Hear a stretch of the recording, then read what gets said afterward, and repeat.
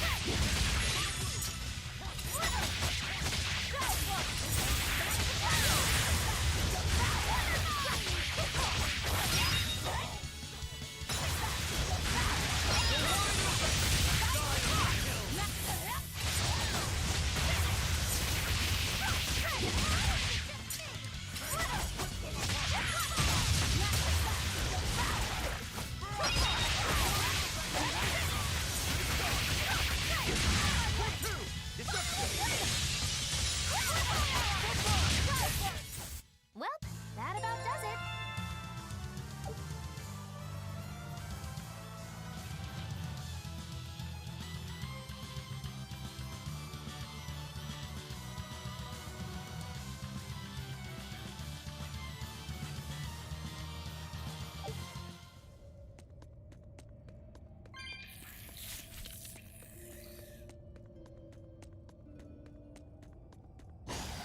I'll finish this now. Ready to feel the burn? Fire mine!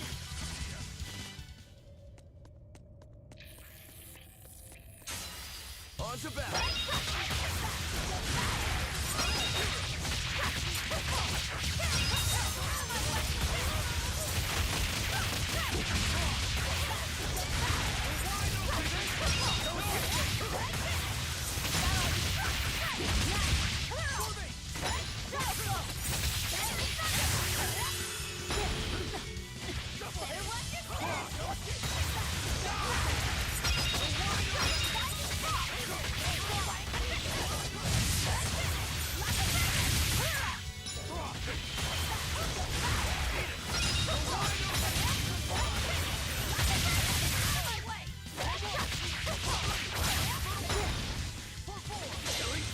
But I'm this close. I won't miss.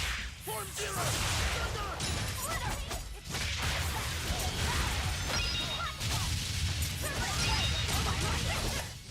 Another victory.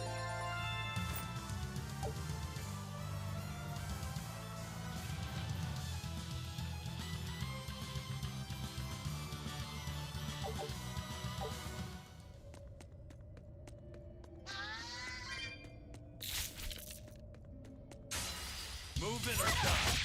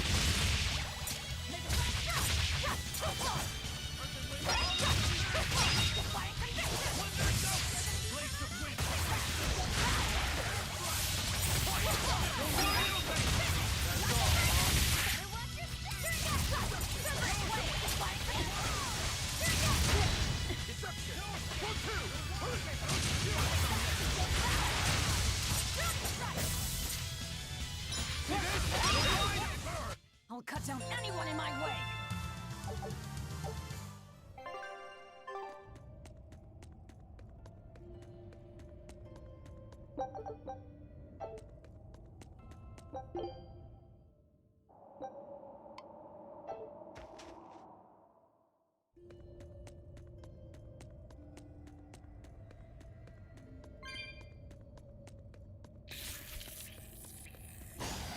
I'll finish this quickly.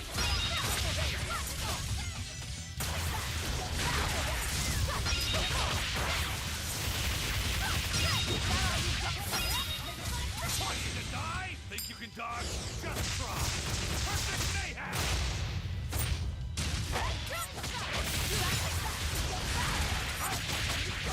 Wide open! Run like a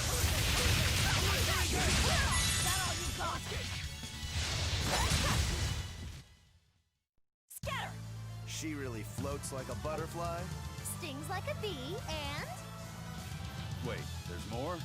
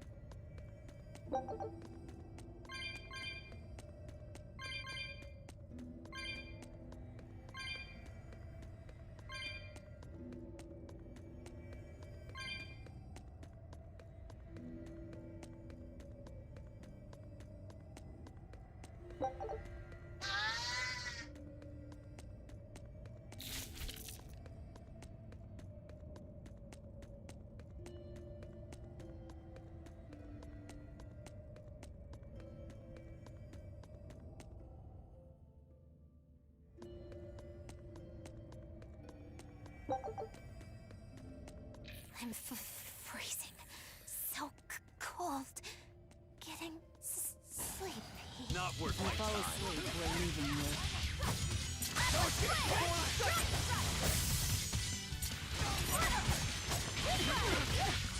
Ready to feel the burn?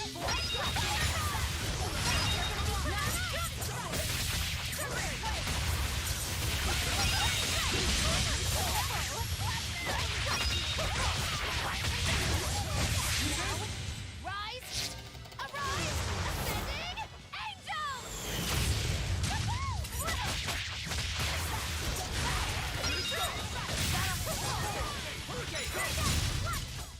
I'll cut down anyone in my way.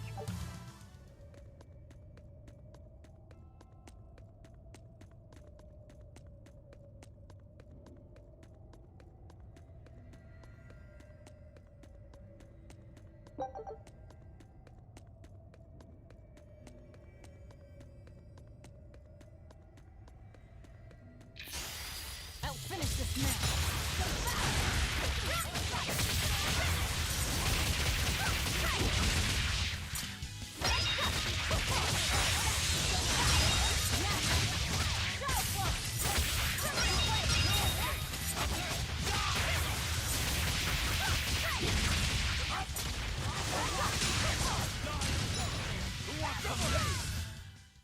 Victory is ours.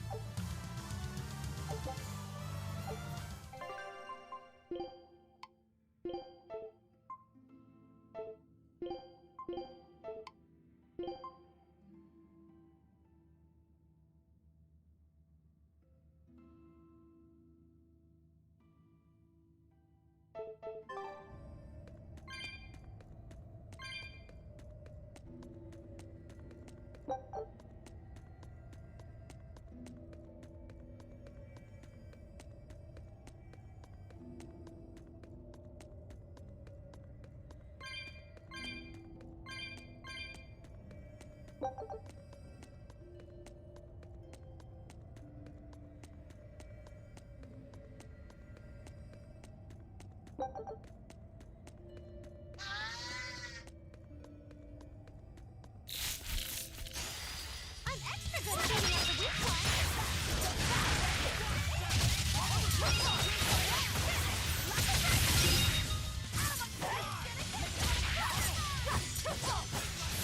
You're wide open!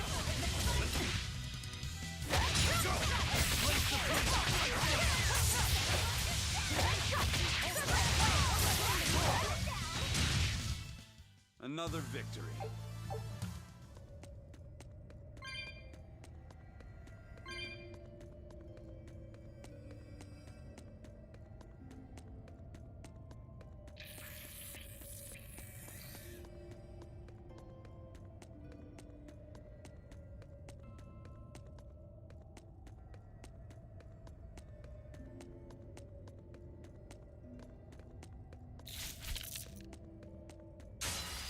Everyone ready to play?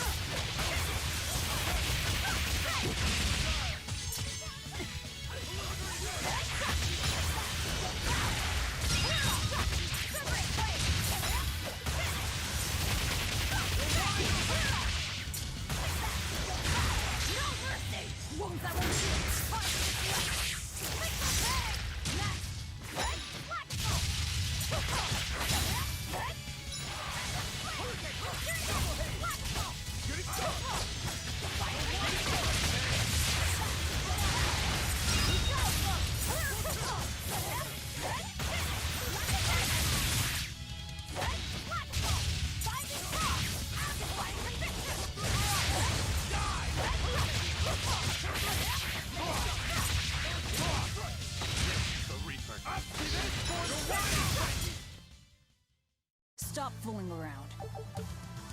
But I'm serious about my fooling around.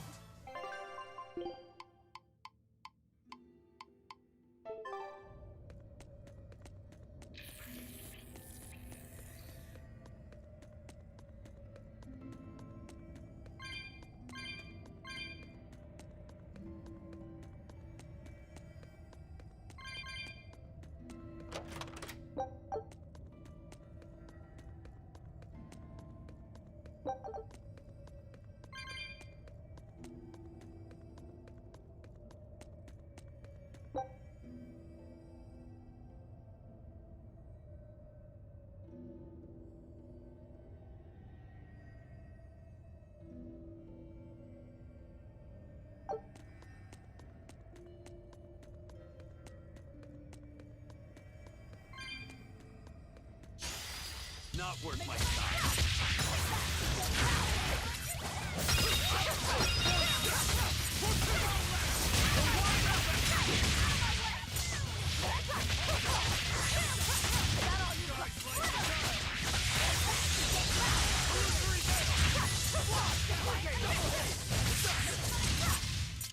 Sorry to cut you down.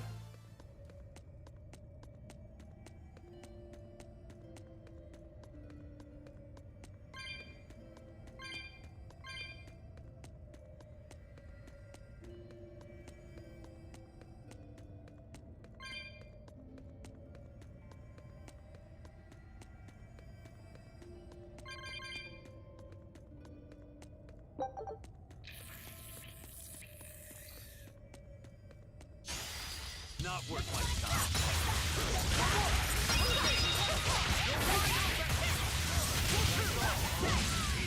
You're wide open!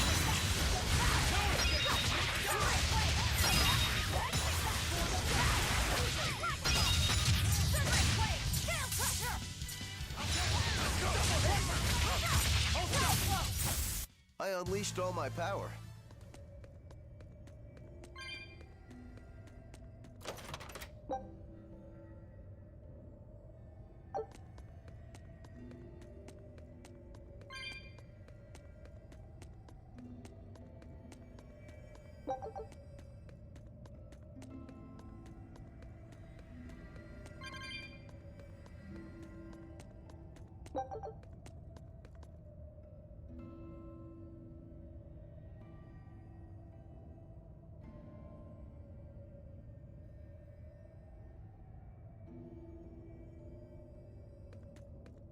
You'll be facing Shigure soon.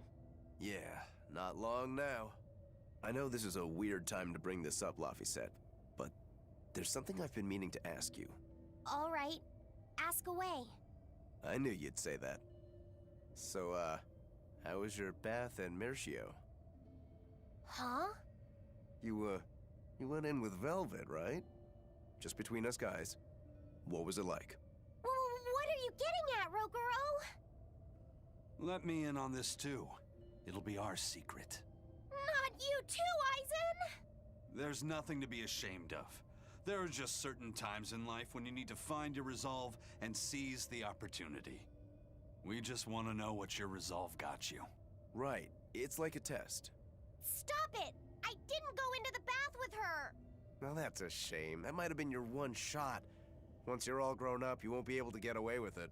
That's why I didn't do it. I'm tired of Velvet treating me like a little kid. Bravo! You passed the test. Right. You don't need me to watch over you anymore. Why did you laugh like that? We're just happy that you're growing up. I don't understand you two. If you're just gonna pick on me, go away. We're sorry, but I really needed that. Laughter's good for the soul. Rokuro, were you feeling tense? You wouldn't think it, huh? But now I can fight like I always do. I owe you, Laphicet. Yeah, don't worry about it. Looks like the next test is yours. Yeah. Laphicet, Aizen. Watch me prove myself.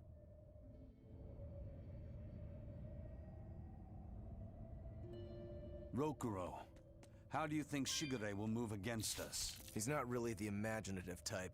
He'll be out in the open, waiting for us.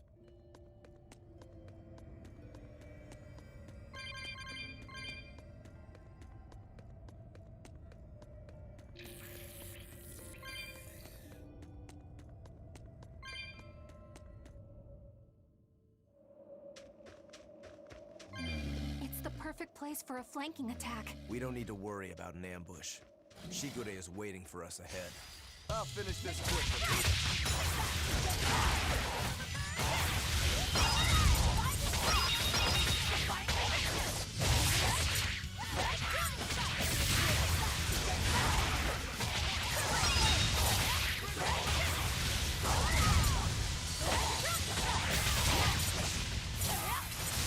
Ready to die? Think you can dodge? Just try! Perfect mayhem! Fly away, little birdie. Far away.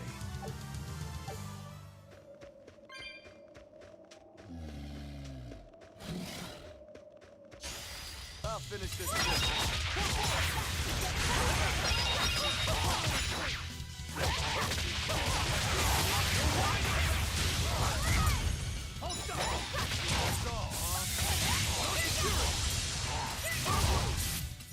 I can't even call that a fight.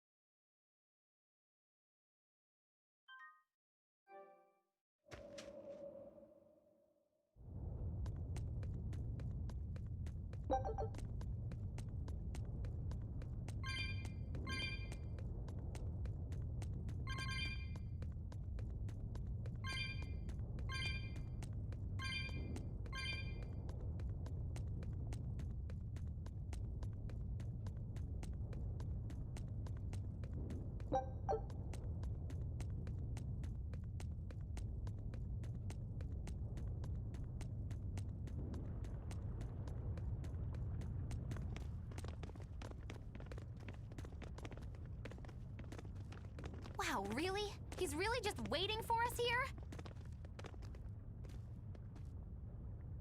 Rokuro! It's okay.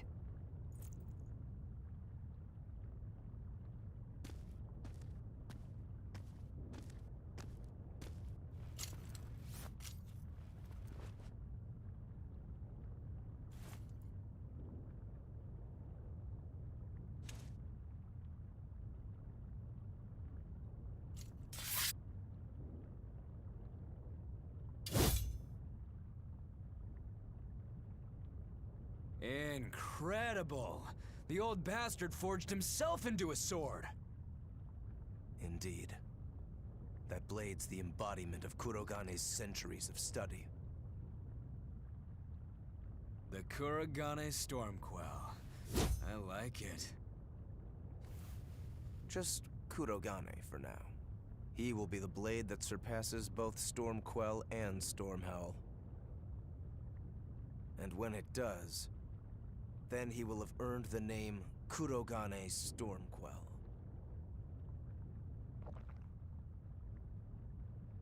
Oh yeah, this is gonna be fun.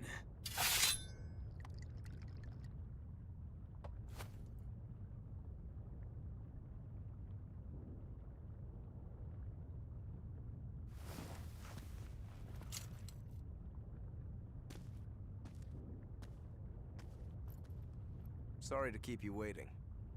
Watch out. I wouldn't be surprised if he used an Armatus. An Armatus? It's not my style to rely on anyone's help. Ha! Says the big bad exorcist. Look, you'll even ask a tubby kitty for help. Shut up! I'm totally not! He isn't. Quite the opposite, actually. Shigure asked me to restrain his power. Restrain his power? Wait, you don't mean... She does. It's for my training. At first, I could barely even move my little finger. Morgrim, release my bindings.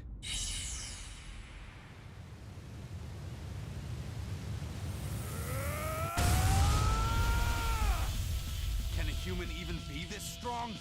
Kitty Wampus was holding him back? With enough will, humans can do anything. This was to be my secret weapon against Artorias. I'm impressed. Rokuro! Sorry, but we're pitching in. Good. I'll take you all at once. Forget about fighting fair. You won't beat me unless you use everything you've got. I know. All too well. All right.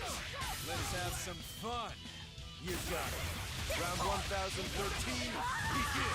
Seriously, you're killing Flash! When I'm this close, I won't miss! Form zero! Run it! Undercrush him! Die! Also!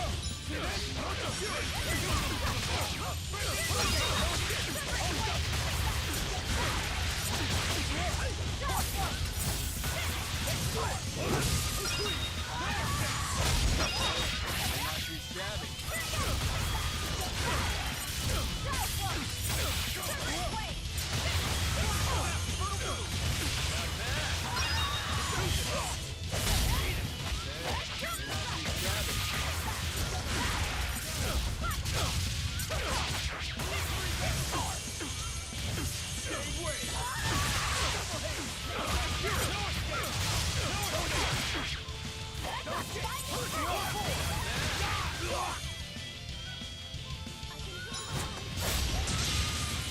I don't even need to dodge.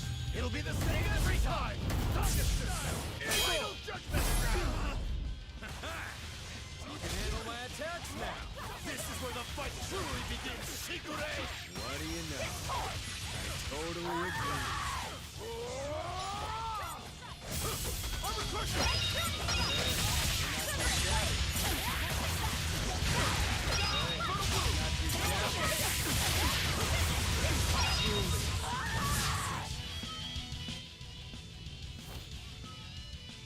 You people are really something, aren't you? Don't act like you're impressed. I haven't even shown you my true blade. Your true blade? Well then, no time for me to take a break. Shigure! Keep out of this one, Morgrim.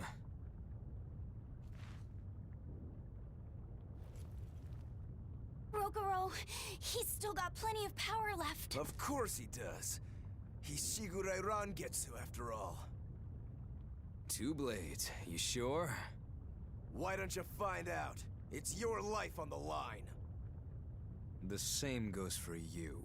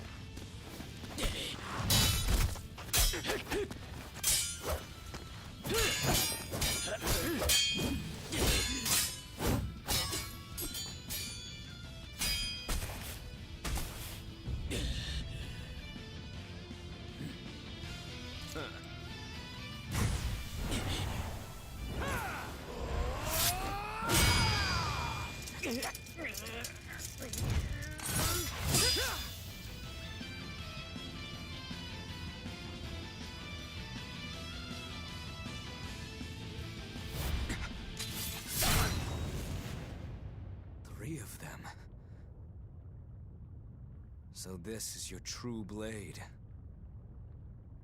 That's right. I developed this technique to defeat you. Not bad at all.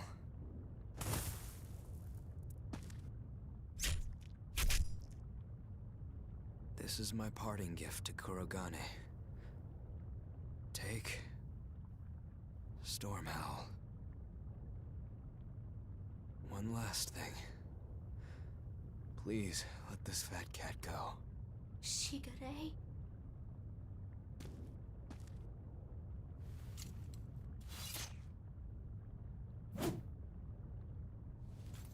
Shigure, you were ordered to be executed because I was already planning on leaving. I was sick of living the life of a chained dog.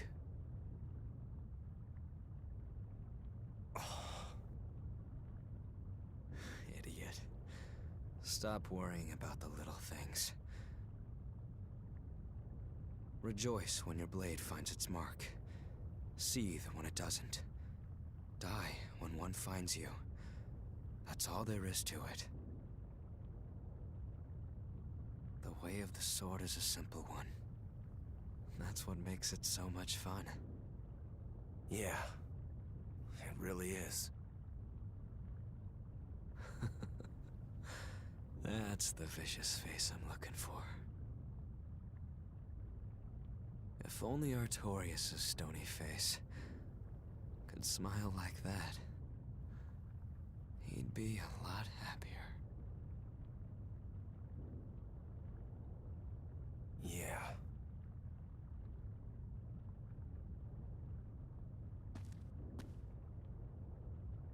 Velvet, We're good? we're good. My blade found its mark.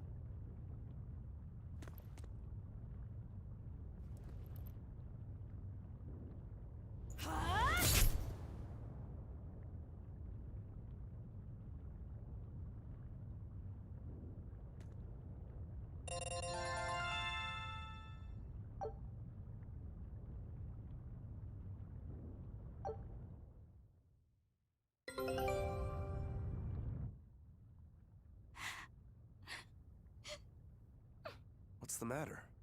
Why are you crying? I'm not crying. Okay. Okay? Is that all you have to say? What's wrong? You really are crying. You and Shigure. You're brothers, but Oh, that. It's really nothing to shed tears over. how can you pretend it's not important? Don't tell me it's because you're a demon. You went and answered your own question. So you will say it's because you're a demon. No, that's not the answer, actually. It's not because I'm a demon. It's because we're swordsmen that I'm not sad. Huh? When we fought, when we both really fought, I got this sharp, vivid feeling that pierced straight to my core. When we were both throwing ourselves wholly into the battle, we wanted to keep on fighting forever, like an unquenchable thirst. That's a feeling we only got from each other. Lord Shigure did seem to be enjoying himself. I feel like I can understand it a little better now. But I'll never comprehend it. That's for the better. If you did, you'd end up like us. Probably so. I wonder when I'll be able to have a match like that again. You won't have to worry about that. Hmm? Just as you worked so hard to defeat Lord Shigure, another swordsman will do the same to defeat you. You're not wrong. Your positivity reminds me of him. Now I'm suddenly craving a cup of Yozakura Anmitsu.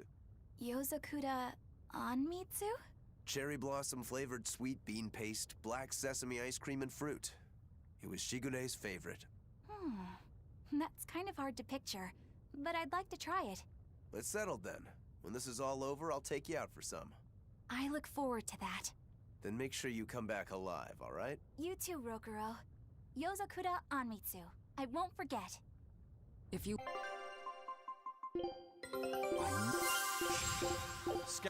Want to leave now, Rokuro. I won't stop you. Don't forget. Rokuro, you said something to him at the end. To Shigure? Yeah. Maybe it's not my place to ask, but I don't mind. It was just something that happened long ago. The story about Shigure plotting to overthrow our lord. That was a lie. A lie that I spread. but why? I wanted a just cause to strike him down. Storm Howl, Shigure's name, the leadership of the clan. I used to want all of that for myself. Do you regret it? Not at all. Besides, Shigure figured it out a long time ago. But really, I don't know what made me think I had the strength to defeat him back then. He was truly strong. Of course he was. He was the head of the Rangetsu family, the strongest warriors in all the land. Rokuro, does this make you head of the clan now? No, I'm a demon. And more importantly, all I ever wanted was to beat my brother. That's enough for me.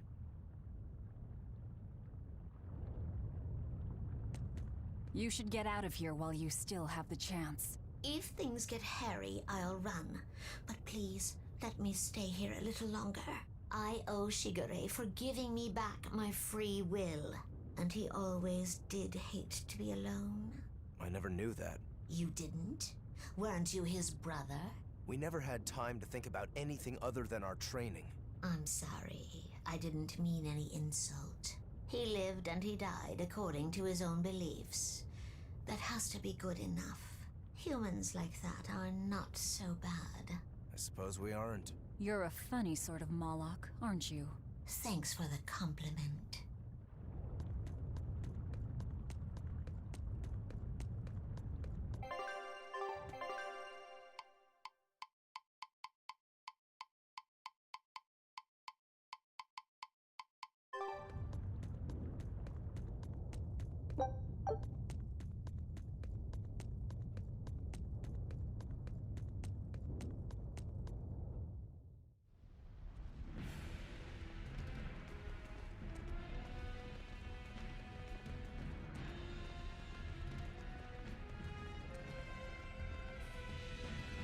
It's scorching. No, it's torrid. Wait, no, it's hot! Can you please stop making a fuss? Anyone who can keep their cool inside a volcano needs their head examined. I can feel the power of the Earth Pulse flowing upward. This is the life spring. That's odd. Melchior isn't here. Have you devoured even Shigure, Lord of Calamity? But remember, the only exorcists whose souls are worthy of sacrifice are Shigure, Oscar, Teresa, and me! He's above us, at the volcano's peak. With 3 souls, you can only awaken 3 Empyreans. That won't be enough to seal Innominat's power. If you are missing even one, awakening them will cause this volcano to explode, with you inside it. If you seek to awaken all 4 elemental Empyreans, then come. Try and take my soul from me! What do you think, Magilo? Trap. Melchior's greatest strength lies in his power over ice. I only wish we could lure him down here. But we dare not forget. He's an exorcist who spent years plotting to awaken Innominat. Exactly. He could be capable of anything. It'd be dangerous to assume otherwise. Maybe this is the wrong time, but Magilo, you're related to Melchior, right? You'd better believe it's the wrong time. Long ago, I was Magilanica Loom Maven, Melchior's foster daughter, and before I was cast out, his disciple. Magilanica? The lost legate. Huh. So even after 10 years, my name still lives on. I'm impressed. You must have commanded a lot of respect. Not in the least. The relationship between Melchior and I was like that between Velvet and Artorias. The debts owed, and the grudges held. Velvet, you don't have to believe me. You may never believe me. But I tell you now, I want to settle my— I don't much care about the affairs of a witch, now do I? I'm going to the peak to find him. Just doing what I want, like always. Yep, that's right. And I'm going with you, like always.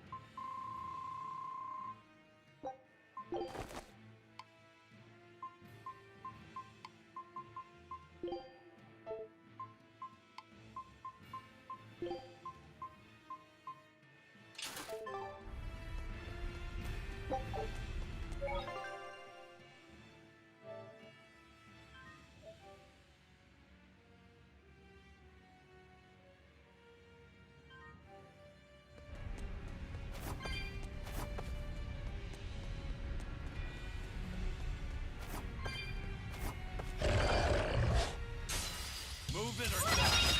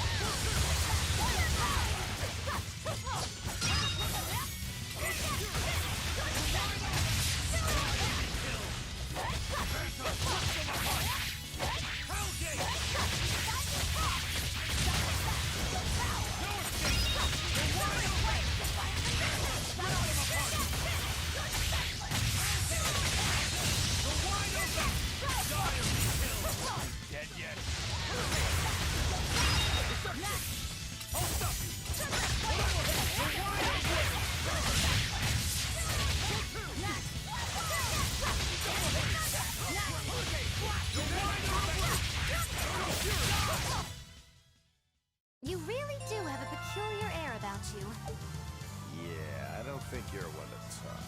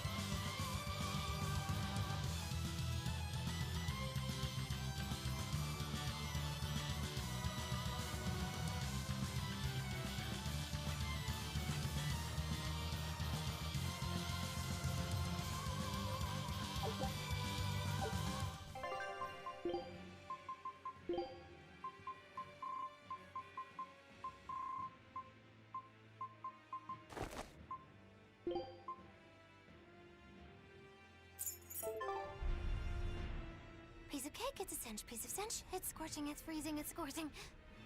What are you muttering about? You told me to chill out when I complained about the heat. Is that still bothering you? I heat up quickly and cool down slowly. I'm not bothering anyone, so go on, get lost! That's even more annoying. I mean, come on. If it's both hot and cold, it's not scorzing. It's freeching, clearly. That doesn't sound like me at all. Wait, that's not even my point! My skin feels like a frozen shell. but somehow my insides are boiling! This is miserable! It should be one or the other. I can't stand this fence-sitting! Oh? Well, so what about the pineapple and sweet and sour pork? Gross! A sweet omelet? A crime against nature. Chocolate-covered raisins? Whoever thought up dried grapes should be hanged! Well, then what about peach pie? I don't see what you're getting at! What about yourself? Utterly vile. Doesn't that make you a fence-sitter? That's why I'm having you eat that old man and shove him into the life spring. I hope you learn to like yourself. Don't try to embarrass me.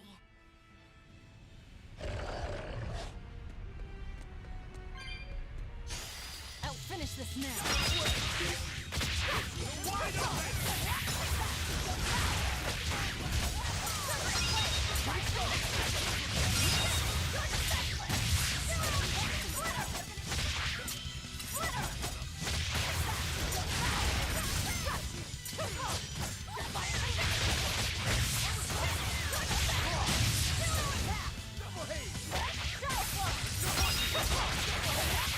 Ready to die? Think you can dodge?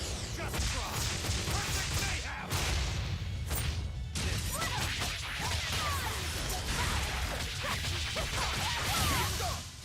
I was amazing, wasn't I?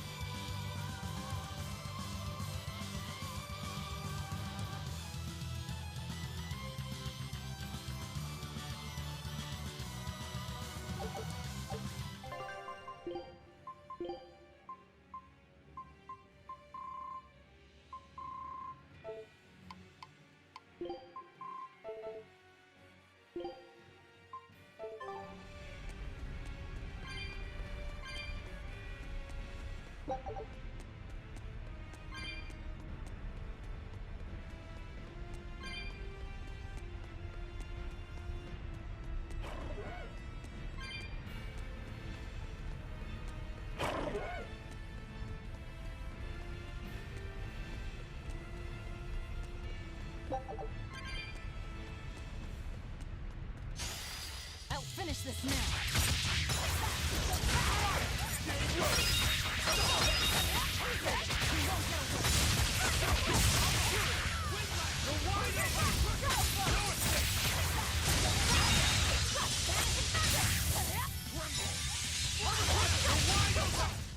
Not even worth my time.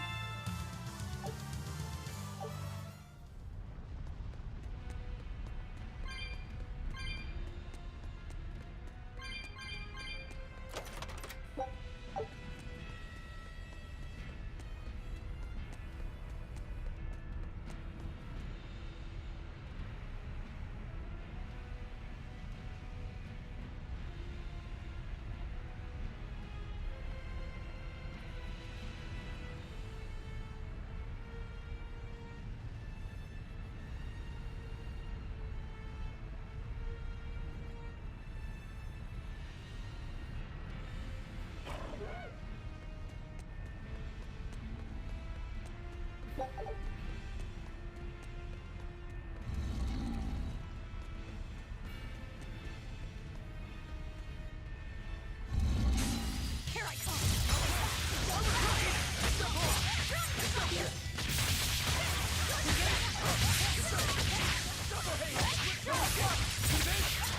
Now, rise! Arise! Ascending angels!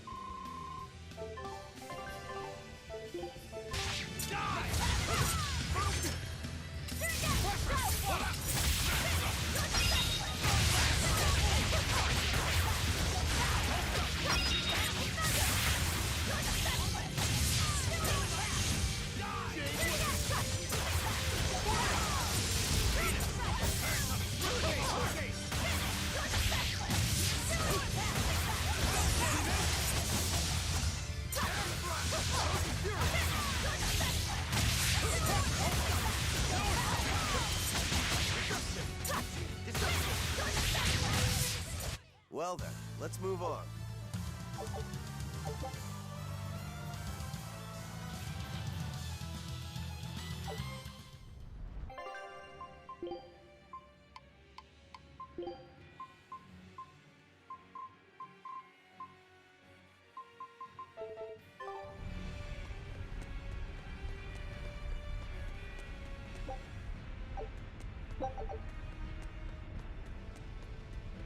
We just need one last soul to awaken the elemental Empyreans.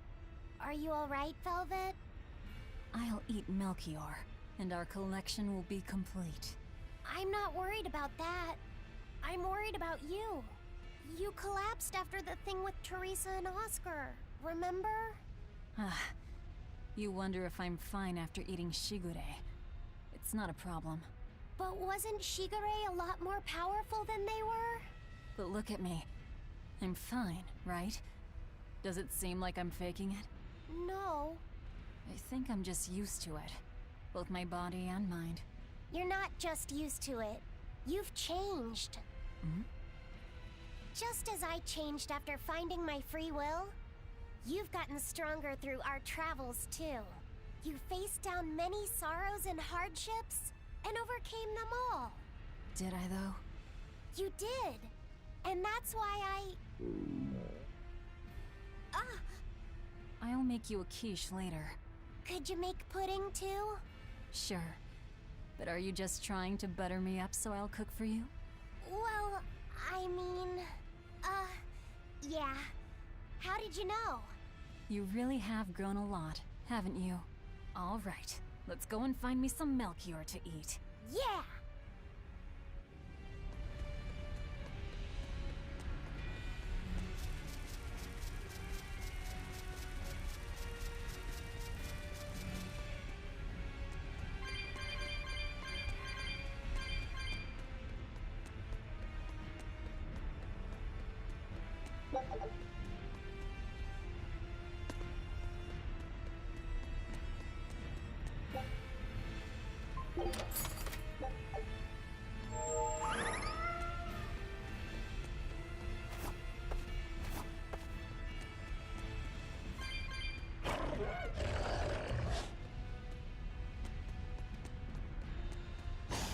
I'll finish this now.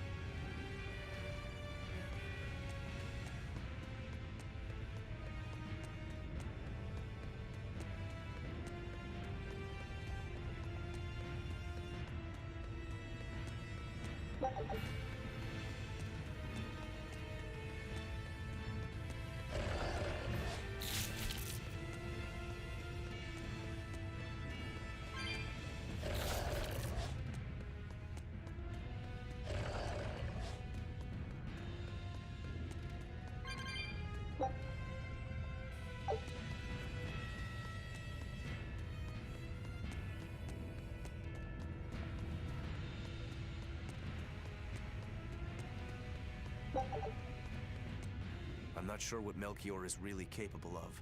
What kind of man is he? To put it short, he's the Exorcist's shadow. Their shadow? They're supposed to be free of malevolence, but they're only human, and so are those who they want to save. But sincerity and conviction alone won't save the world. To remain free of malevolence, they need someone to do their dirty work. A shadow. I see. And that's Melchior's job. During all my time at the Abbey, I was never aware of what he was really doing. So, why hasn't he succumbed to malevolence?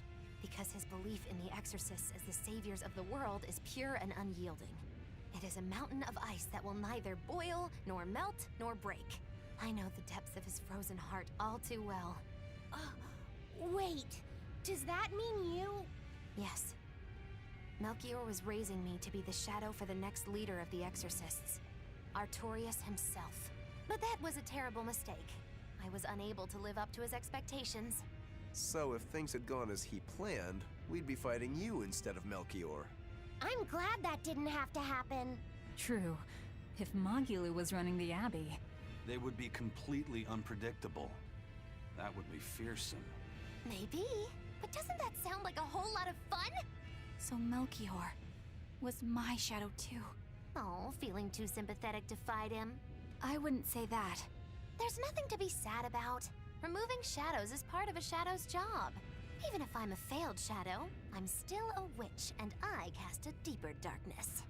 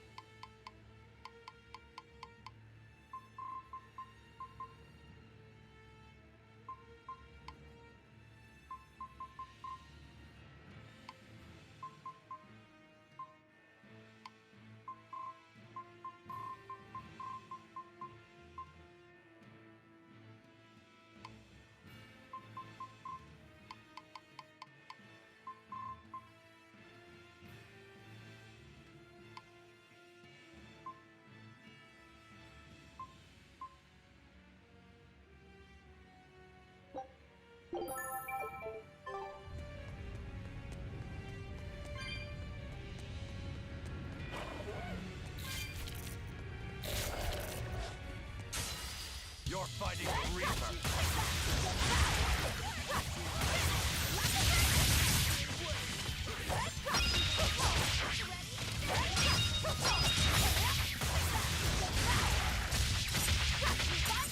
You're wide open!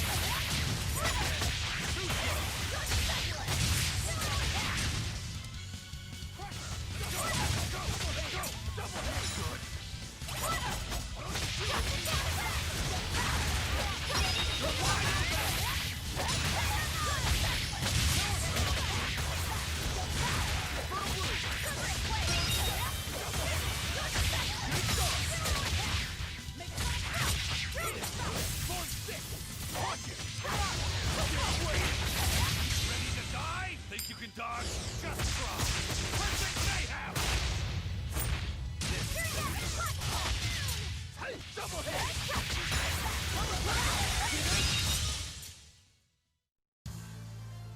I wish I had power like that. Good luck.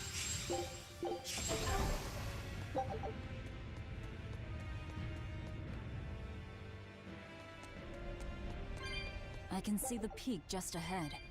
If Melchior's anywhere, he's there. Be careful. That crafty old buzzard is nothing like Shigure. He won't fight us head on.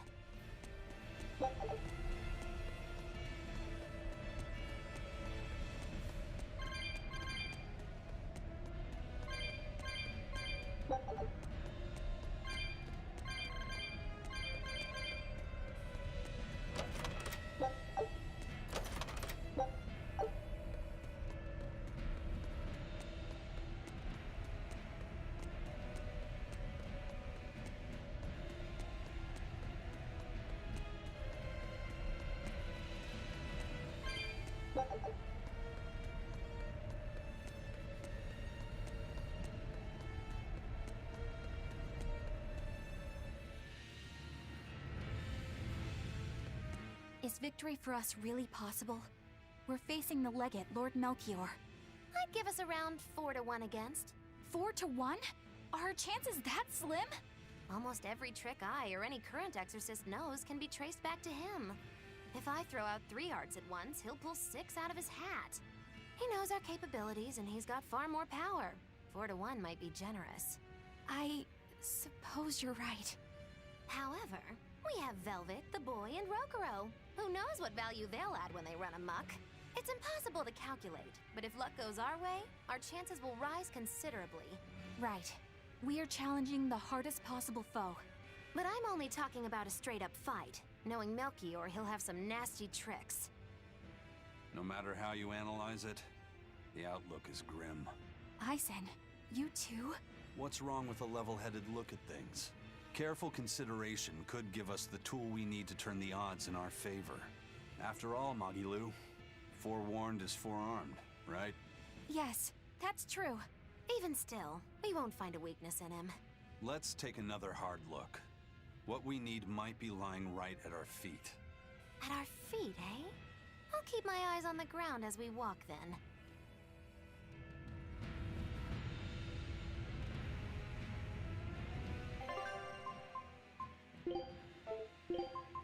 I'm in this by my own choice.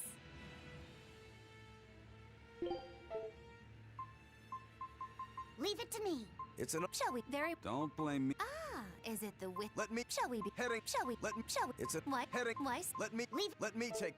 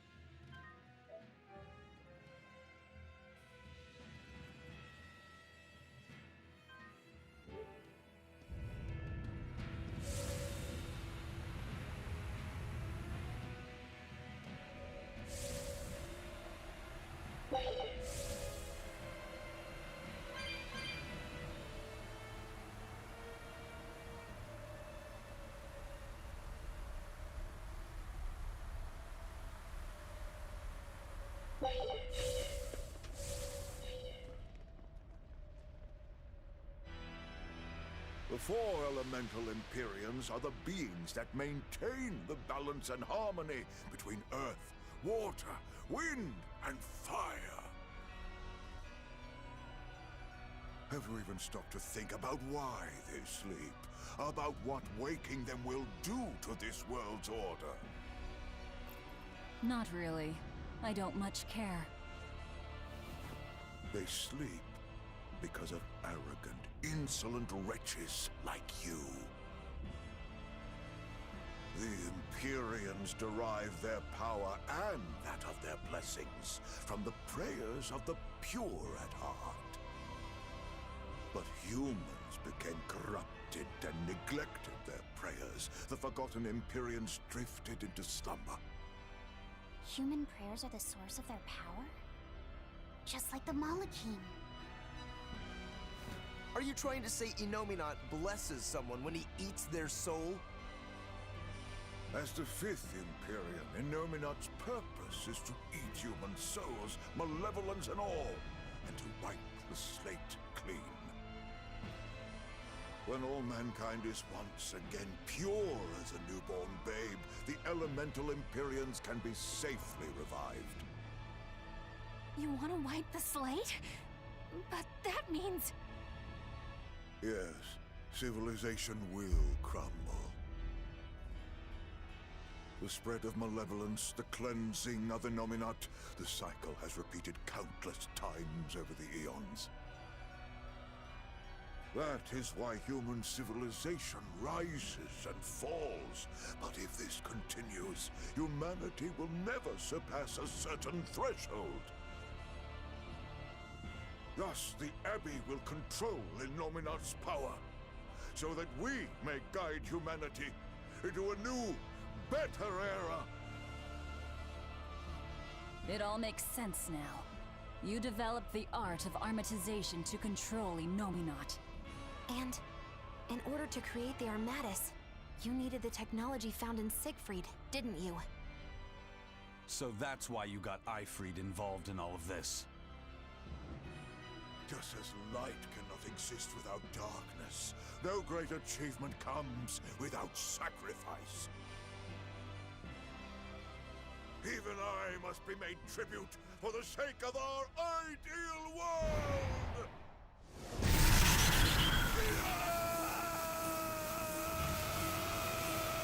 Armatis! No, you don't! Eisen, stop!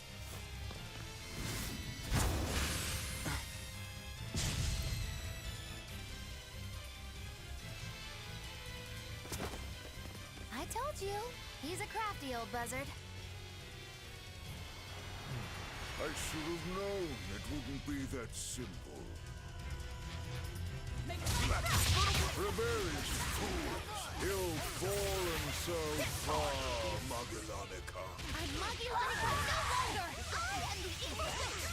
Spiritualis! You wronged me! Here's your justice! By the order!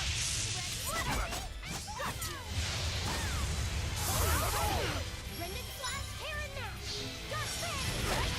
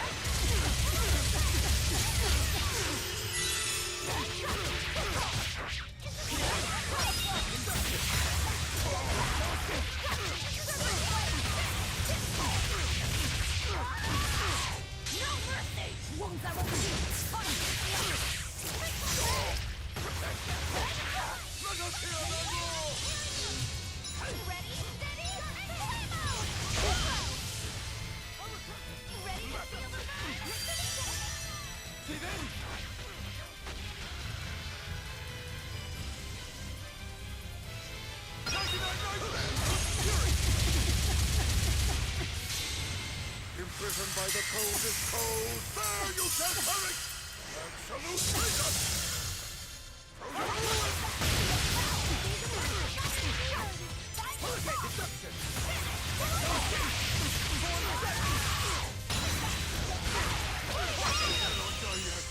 Not here! Not now!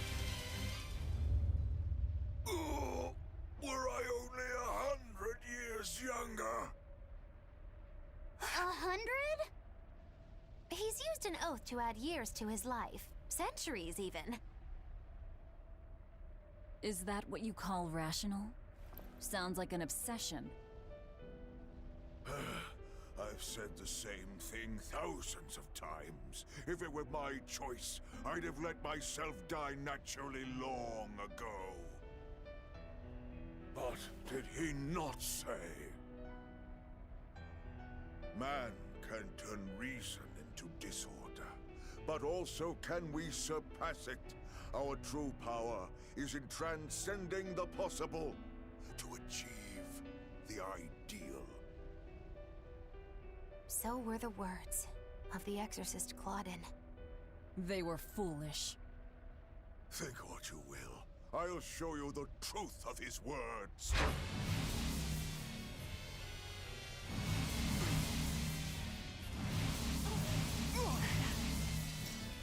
You think illusions will work on us now? Not in the least. But it bought me enough time to finish my art.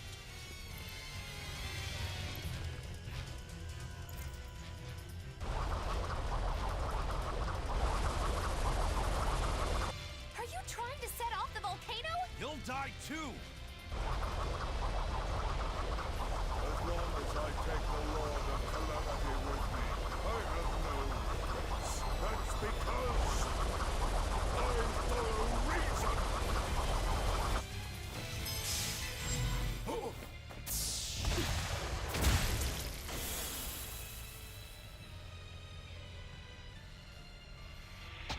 Oh! How dare you insult Claudin's ideal soul! Hey, Master. Emotions are a real pain, aren't they?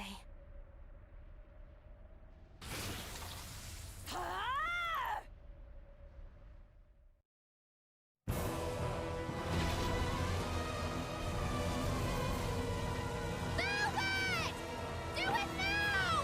You're damn right I will! Hey, Imperian! The Lord of Calamity is here! Wake the hell up!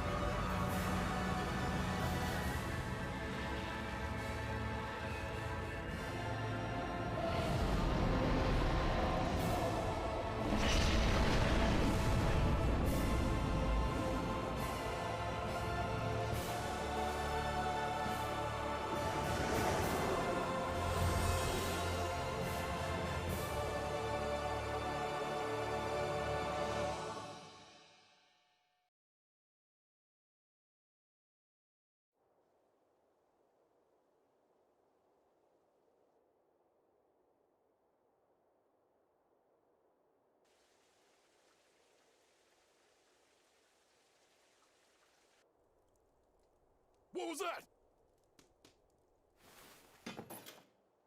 The elemental Empyreans have awoken. We are free. We will no longer be your tools. Oh dear, what's happening?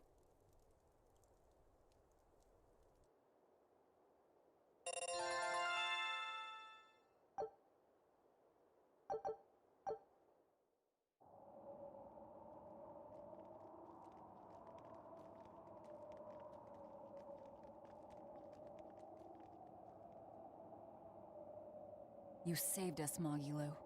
Thanks. If you hadn't thrown Melchior off balance, we'd all be dead. I settled my own affairs. Nothing more. But if you want to thank me, I accept gifts. I take it back. He couldn't hurt those flowers. Was that his oath? No.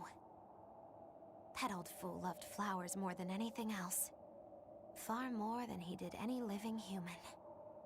That's all there was to it.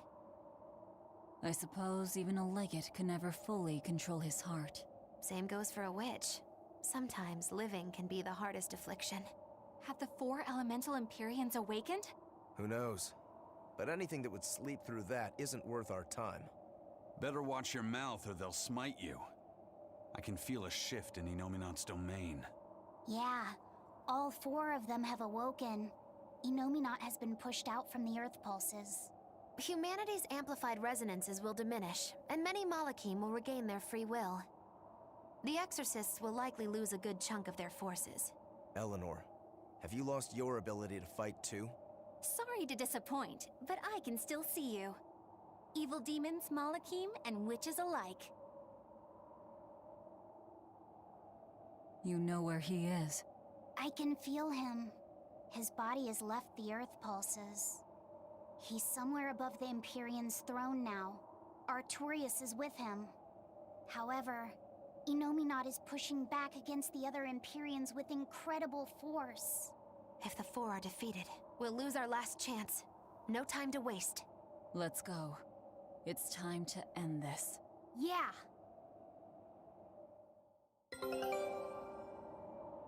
The mountain doesn't appear to be erupting, or doing anything else, really. I'd say that's a relief. Were Melchior's claims only a bluff? I'm not convinced. Most of his threats had as much truth in them as he could muster. With the 4 Empyreans revived, the land is awakened. Changes in the Earth that once took eons will now happen in a few hundred years. A few hundred years? The mountain will erupt, but not for a long while. A long while to a human, maybe. But compared to the history of the land, it'll be a blink of an eye. But Inominat is the Empyrean of suppression. Who can say what will happen when we kill him? Well, it's not like I care anyway. I think we should care. Melchior sure was strong, wasn't he? Yeah. If it weren't for Magilu's help, we wouldn't have stood a chance. But you saw the opening she gave us and took it. Did you want to be the one to finish him off? If it mattered to me, I'd have fought him alone. We all had our reasons to fight him. The opportunity just happened to be yours. That's all there is to it. I understand. If Melchior had only manipulated Ifrid for personal reasons, then that would be settled now. But he was acting based on his idea of reason. That creating a world without malevolence was worth the cost of destroying people's free will. Ifrid won't be avenged until I destroy that very philosophy. Your business with the Abbey isn't done. Not even close. You all could just sit around twiddling your thumbs, and I'd still take the heads of Artorias and Inominat on my own. If you want to be the ones to finish them off, you'll have to beat me to it. You're on. I'll fight with everything I've got. That's all I can do. That's plenty. I really don't mean to pry, but I've gotta know. Does it feel good to pinch all those souls out from your stomach? That's kind of a gross way of putting it. I have to agree with Velvet. The way you put it sounds so inappropriate. I'm pretty sure that was her point. Oh, I'm sorry. Why so cranky? I was only asking to see if you were getting hungry or not. Then ask that in the first place. Are you? Hungry, that is. I do feel hungry, now that you mention it, but I don't think it has to do with losing those souls. Then why is it? Maybe my appetite is increasing as Inominat's suppression weakens. Yeah, I'm suddenly feeling hungry myself. My stomach could start growling at any moment. I have been thinking of nothing but delicious things to eat for a while now. I bet Magilu only brought it up because she's feeling peckish herself. No, that's not the reason at all. That settles it then. When we get back to the ship, you can take guard duty while we eat. I'll make a quiche and pudding. I'll cook up some penguin and tomato stew. Ooh, I'd love to try your cooking, Madam Eleanor. Let's get back to the ship. Getting all fired up about food. I would never... I would kill for a big bowl of sweet Calegian-style borscht! Then go find me some peaches. Why peaches? Because you can't have Calegian borscht without peach pie for dessert. We've found quite a few geotrees so far. I feel like I've run 3 marathons back to back. I'm sorry, Bienfu. That's okay. All this exercise is making me nice and buff. You're right. You don't look any different, but when I touch you, I definitely feel muscles. I bet I could even take down Aizen and Rokuro with a single well-placed hit. I'm not so sure, but okay. Bienfu, I know we're placing a heavy burden on you with all this geoboard business, and I'm sorry for that. But we really appreciate it. You've been truly helpful. Aw, Madam Eleanor, you're too sweet. You're nothing like that mean old Miss Magilu. How are you coping with your fatigue? I'm kind of not, actually. In fact, I don't think I'll ever recover. Unless you give me a nice massage, Madam Eleanor. I think I can manage that. I didn't think that actually work. I'm quite good at working out those pressure points. I can really grind the butt of my spear in just the right spots and have you feeling refreshed in no time. But I have to warn you, it might hurt a little bit. What? You know what? Never mind. I'm good. You don't have to push so hard. Okay, that is refreshing, but ow, ow, ow,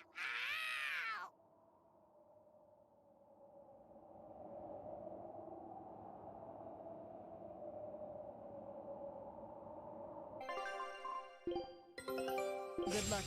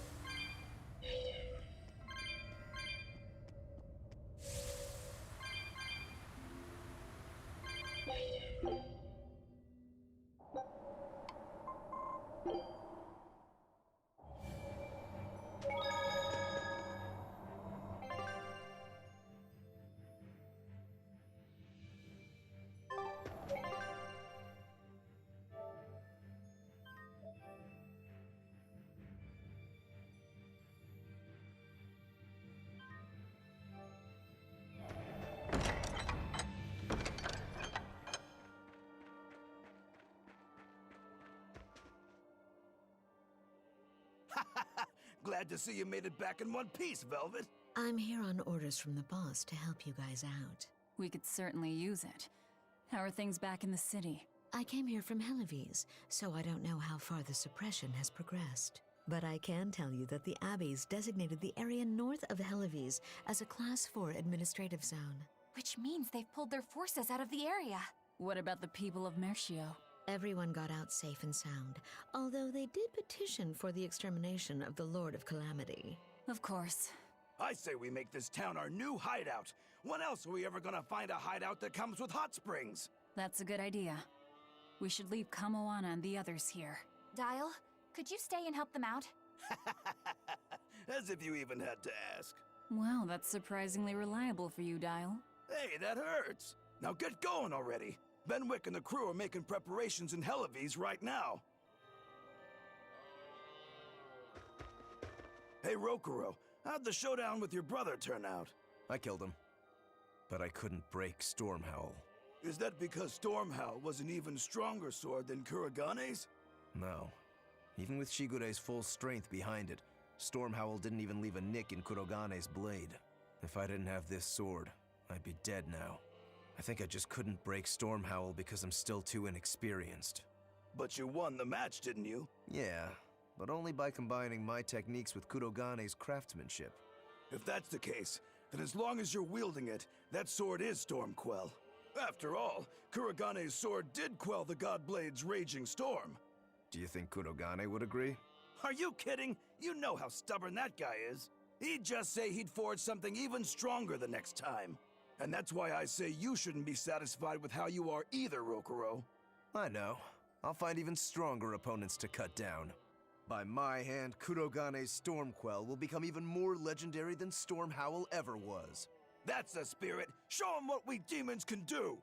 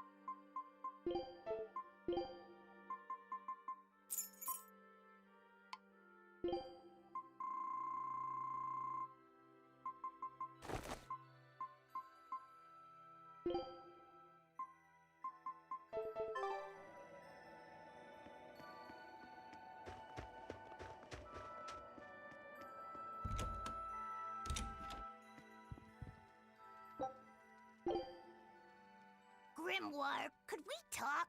You sound so serious, like it's the eve of the final battle. Well, isn't it? Can't you let yourself get caught up in the moment for a change? Getting caught up in the moment is for young, foolhardy lovers. So, what is it you want to talk about? I just figured I should drop by since, well, like I said, the final battle with Innominat is coming up and all. Ugh, you're talking like you're saying your last goodbyes. It's just that we're up against a lot. Even Miss Magilou doesn't know what the future holds for us, and she almost always has that stuff figured out. Whether she has it figured out or not, it is our lot in life to follow our vessels and fight to the very end. That's what I've always thought, so I just dealt with Miss Magilou Magilou's craziness up till now, but she's never thanked me for it. No, good job, Bienfu. No, I'm glad I'm your vessel. Not even something like, I'll introduce you to a cute girl when it's all over. It'd be nice to hear a little gratitude from her, even just once. Surely you know she's not the type to do that sort of thing, though, yes? That's all the more reason to want just one brief glimpse at who she is underneath. If you're so unhappy, it's not too late to switch back to the Abbey's side and become an informant again. What's the point in that? I don't know anything they'd want, and they wouldn't have any use for me there. So you lack confidence in your own abilities. Miss Magilou has let me come with her wherever she went, and her talents have gotten us this far. But now that we have to fight Inominat, I'm worried. I don't know what use I can be for her, or if I can keep her safe. But you'll still go, won't you? Yeah, of course! Or else my name isn't Norman Brave! See, you can do this. You've been keeping Magilou safe this whole time. With all the emotional pain she's been through, she's needed someone as thick-skinned and tenacious as you. She may talk like she doesn't care, but she wouldn't have tracked you down and renewed your pact if she didn't. When you put it like that, bien! All right, you've convinced me. That's right. You just trust in old Norman therapist's good advice. It won't steer you wrong. Wow, I'd have never expected you to actually make a joke like that, Grimoire. I just thought I'd get caught up in the moment like you wanted. Ah.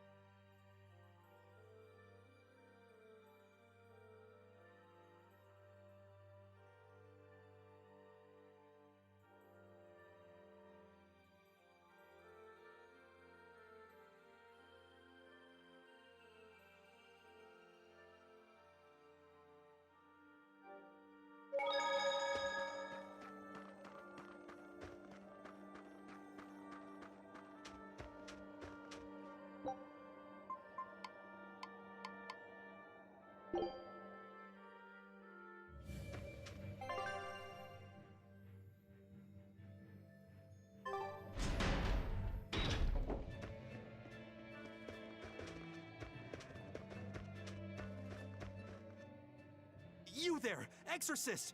Do you know what happened to the Praetor, Lady Teresa? She used to be in charge here. Lady Teresa is the only one who can restore law and order in our town. Please, send a message to the Abbey. Tell them that the citizens of Helives are awaiting her return. Even if the Lord of Calamity herself were to attack, I won't budge until Lady Teresa returns to us. What will refusing to move accomplish? If my life is in danger, I know Lady Teresa will come to save me.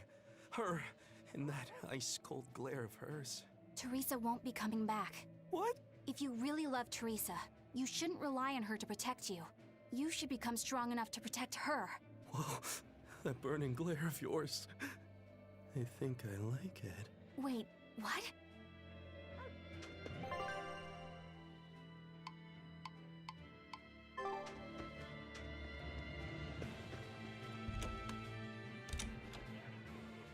I heard that the Lord of Calamity appeared in Mercio. Now the whole town's been captured by demons. What is the Abbey doing? Why don't exorcists come around here anymore? The Abbey has abandoned us. If the Calamity shows up here, we're doomed. We either run or give up and drown ourselves in drink. If only Lady Teresa were still here. Why has it come to this? Curse you, Lord of Calamity, for everything you've done! You're quite the popular girl. Why not wave to your fans? Yeah, that's a good idea.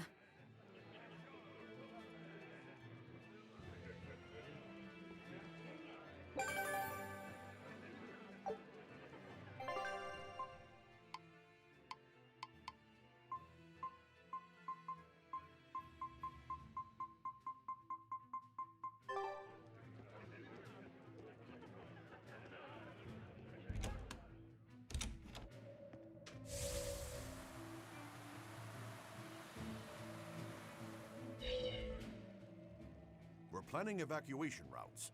We need to be ready if the Calamity or demons show up in town. When the Calamity attacked the first time, there was massive confusion.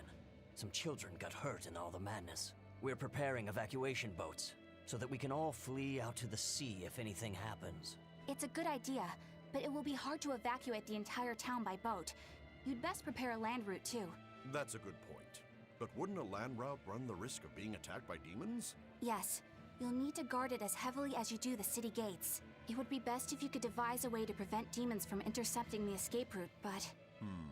Some of the exorcists lost use of their malachim. We can't count on the Abbey's garrison to help us. I'll send a request for aid to the Abbey. But please, don't give up. Try to think of something. Of course. There's no way we'll give up. You can't rely on someone else to protect you. Can you really ask the Abbey for help? I can send a Sylph to some of my old friends from when I was still in training. Even if they refuse to trust a traitor like me, they won't ignore the plight of the people here in Helives.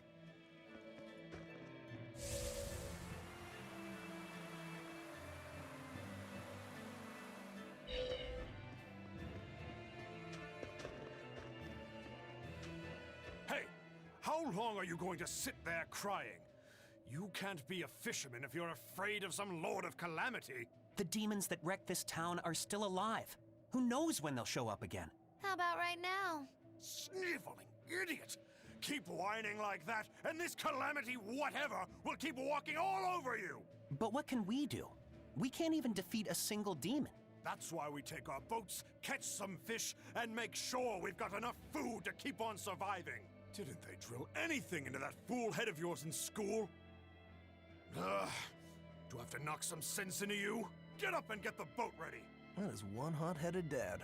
Too hot for any demons to get near. That's for sure.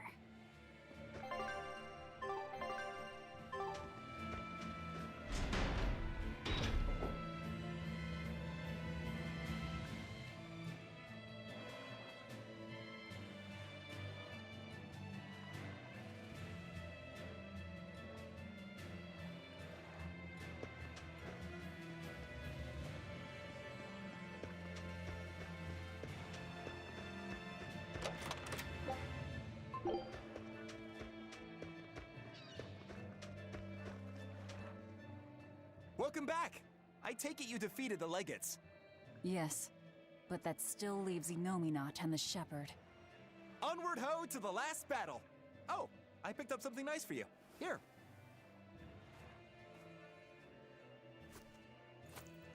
An apple?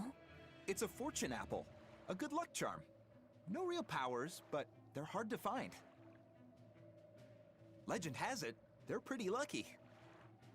A fortune apple. But we're the bad guys, aren't we? Maybe what we need is bad luck instead. I think the Reaper's got that covered. Aw, that's just mean. Well, I appreciate the thought. Thanks, Benwick. I love apples. Just don't eat it. I couldn't eat it, even if I wanted. Wait a moment. That's right. My power to consume is a part of Inominat. If that's true, then... What is it? You want a bite? Delicious fortune apple. No way. That's a good luck charm. That it is. One to give you the courage you need to survive. So, where's our final destination? The Empyrean's throne.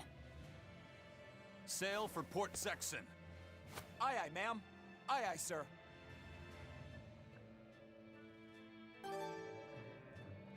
Just don't eat him. Got it? I won't. Don't worry. Do you think that with Inominat's power waning, people will be free again?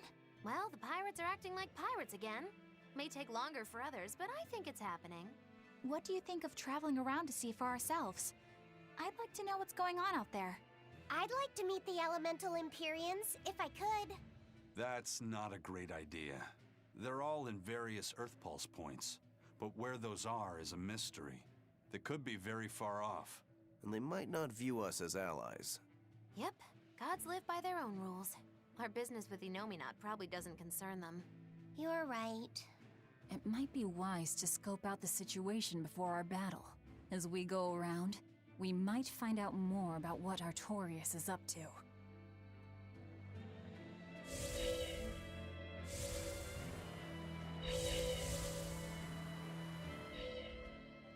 Hey, Rokuro!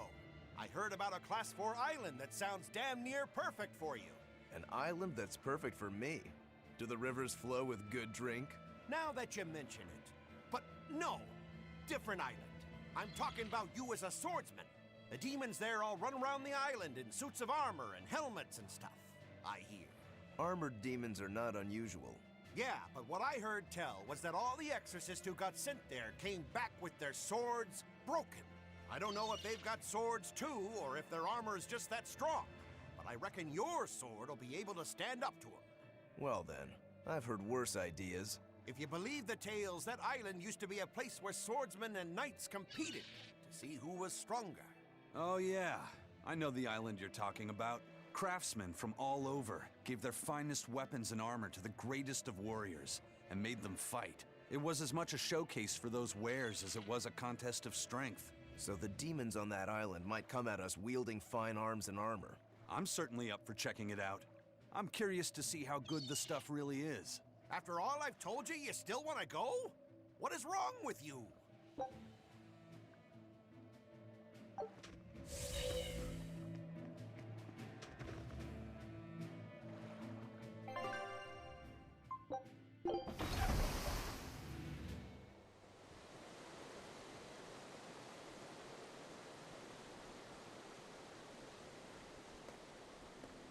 So, what was it you needed to say to me alone?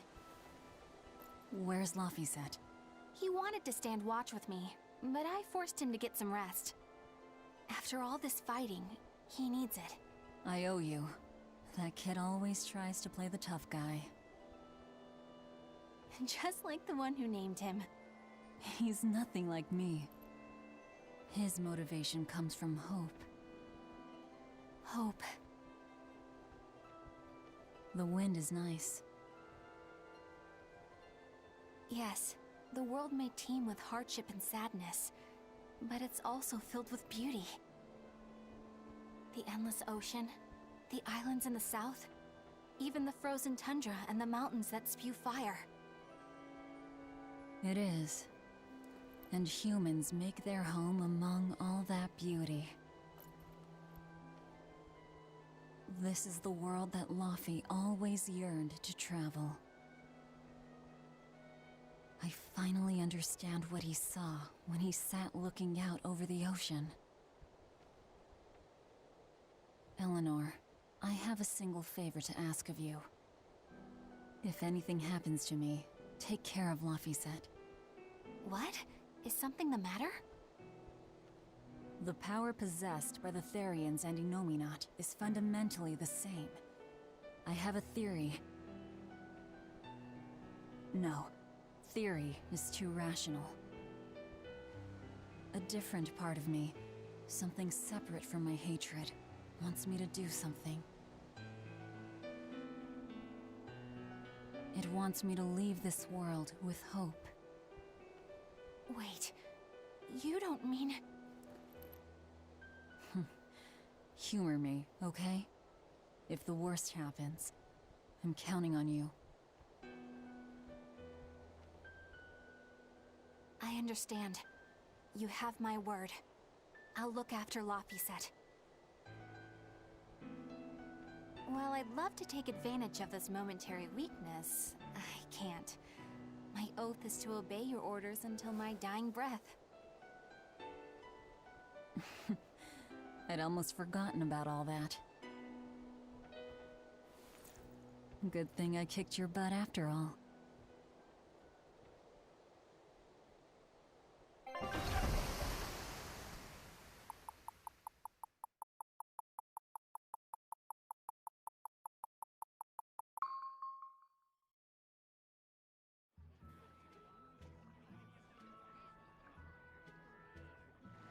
Well, the suppression field is gone. And in its place, rampaging demons. We expected that. Thanks for everything. I only did what I felt like doing. Who needs thanks for that? Let's go. We have a fight to finish with the Shepherd.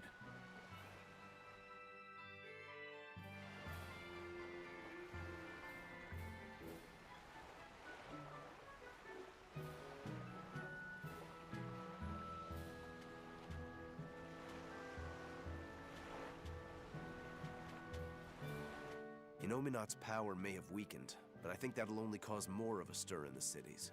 Without the Abbey's exorcists, the people will have a hard time quelling demons. Are you crying? I'm simply coming to terms with reality. I've learned to think for myself rather than let others do the thinking for me. It's painful and frightening, and comes with great responsibility. But this is who I am now. It's on me to own up, face my fears, and keep moving forward. You're a piece of work, but I don't mind having you around. Yes, I'm not weak like I used to be. No, you aren't. You don't have to bear the weight of the world alone, though. I understand that. I will do only what I can. You always say that, but then you end up overdoing it, right? If you push yourself to the limit and it's still not enough, there's no shame in relying on others. Rokuro, thank you so much. You realize you just thanked a demon, right? I'm aware of that.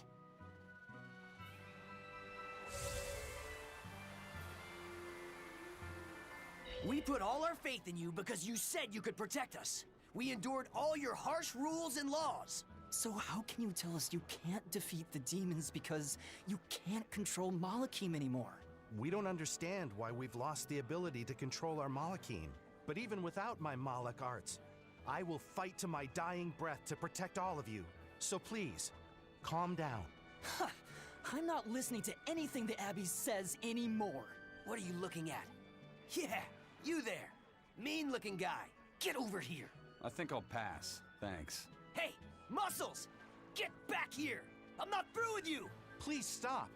I understand that you're worried and upset, but now isn't the time to be fighting amongst ourselves. Please, let us all stand together. Help us fight off the madness and the demons that threaten our world. And if that's not good enough for you, you can face me instead. Guess I'm sorry. That exorcist has some serious backbone. Aye.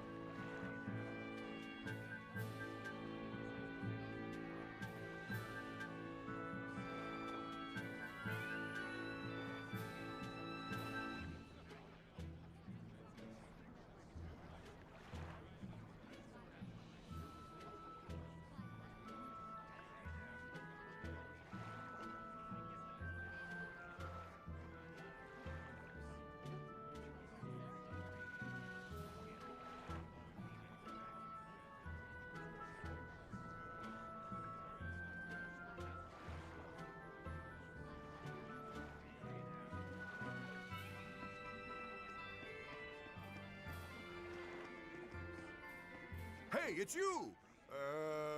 Magilou's debauchery. It's menagerie. I finally get a chance to see the famous Magilou's menagerie. I've been waiting forever to meet up with you again.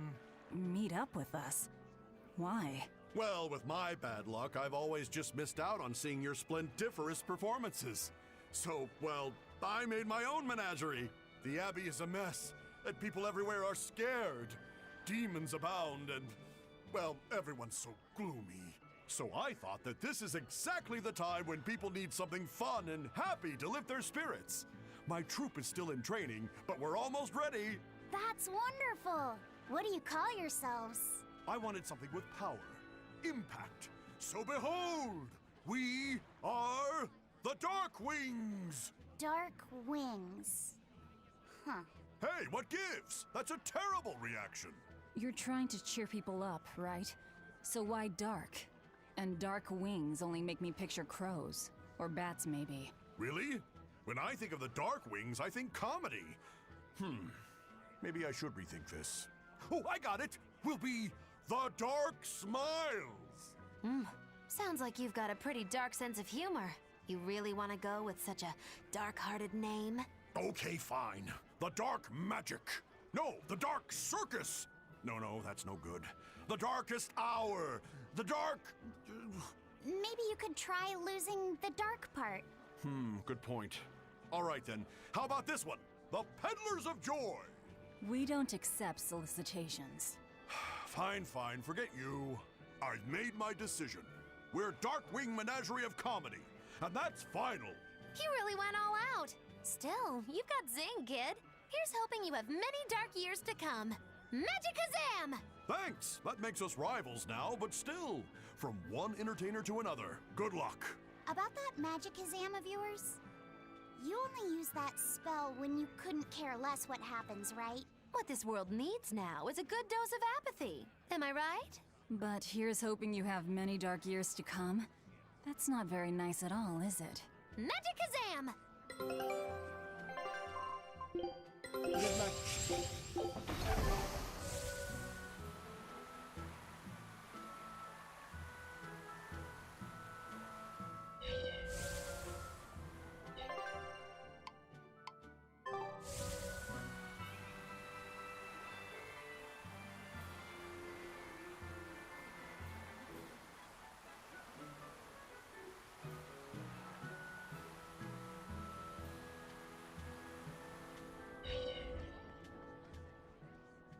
I can't get my hands on nectar or a good drink anymore, but thanks to that, I've finally seen the light. I tried drinking lots of different things to help cope with my cravings, and I discovered that a nice cup of tea really does the trick. You can't give kids the heavy stuff, but tea? Kids, adults, the elderly, everyone can enjoy it. That's a good positive point of view. I'm thinking about using my life savings to open a tea shop filled with tea from all over the world. Rather than let ourselves get all worked up panicking over the demons, we'd be better off sitting down with a nice cup of relaxing tea. It'd be wonderful if you sold some tasty pies or cookies there, too. I know, right? I need to find some baked goods that go well with tea. Maybe I can find a girlfriend while I'm at it. Well, good luck with that. Thanks. Speaking of which, are you single? Sorry, think I'll pass. Yeah, figured as much.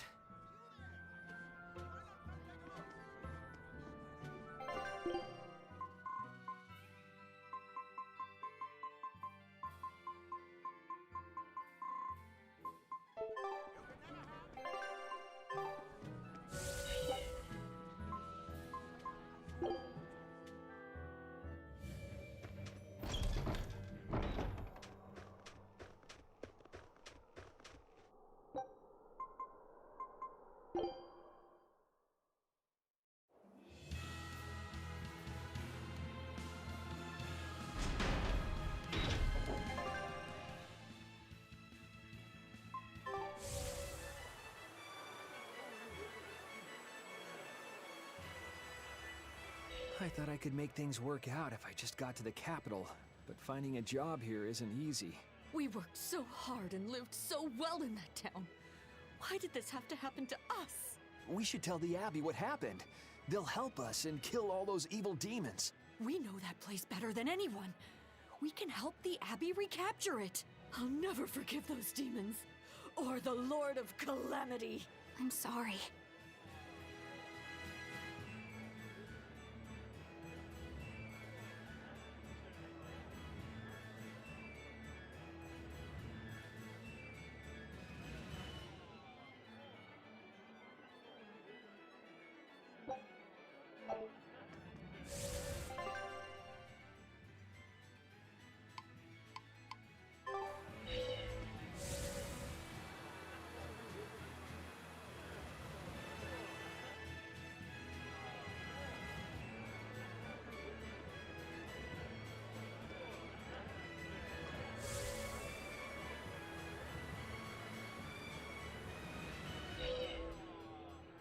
Hey, it's you guys. Remember me? We met during that whole thing with the Swordbreaker. You convinced me to stop being a bandit. Yes, I remember you. You made it to Logres. Yeah, I finally saved enough to open up my bandit cuisine restaurant. I'm just looking for the right location now. You didn't steal that money, did you? Hey, I said I stopped being a bandit, didn't I? I took on honest work to save up for this. Repairing roads, delivering relief supplies, lots of hard labor. You really did turn over a new leaf. I think what you've done is incredible. Really? All right. It was all worth it just to see that smile. Now that you've become a good man, I'm sure that even more wonderful things will come your way. Have you decided on your menu? Almost. I've got the eggless wild mushroom omelet and the highwayman's stew, but I feel like I need one more standout dish. There's a tavern in this town that has mabo curry that's just out of this world. I want to try to beat 'em. Do you have any good ideas for me? Maybe something that'll help me draw in the ladies? Maybe add a dessert menu? That might help. I know, like a theft by chocolate cake. Or a roasted pear crème brûlée tart? Well, that's certainly aggressive. Yeah, those sound great. Now my menu's complete. Hey, when I'm a big success, you want to get hitched? You shouldn't tease an exorcist. I'm not teasing. I'm serious. Marry me. Well, good luck with your restaurant. Ooh, rejection hurts. Miss Holier Than Thou delivered some just desserts. Sweet rejection. It'd make a good cake name. The taste of defeat is bittersweet.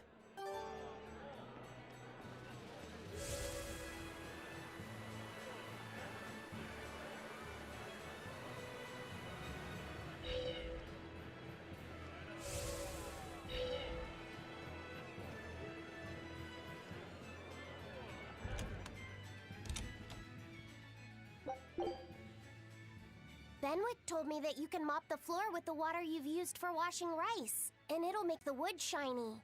Is that true? It is. Not only does it get the floor clean, it'll put on a layer of rice brown oil at the same time. 2 birds with 1 stone. Wow, that's awesome! I didn't know that.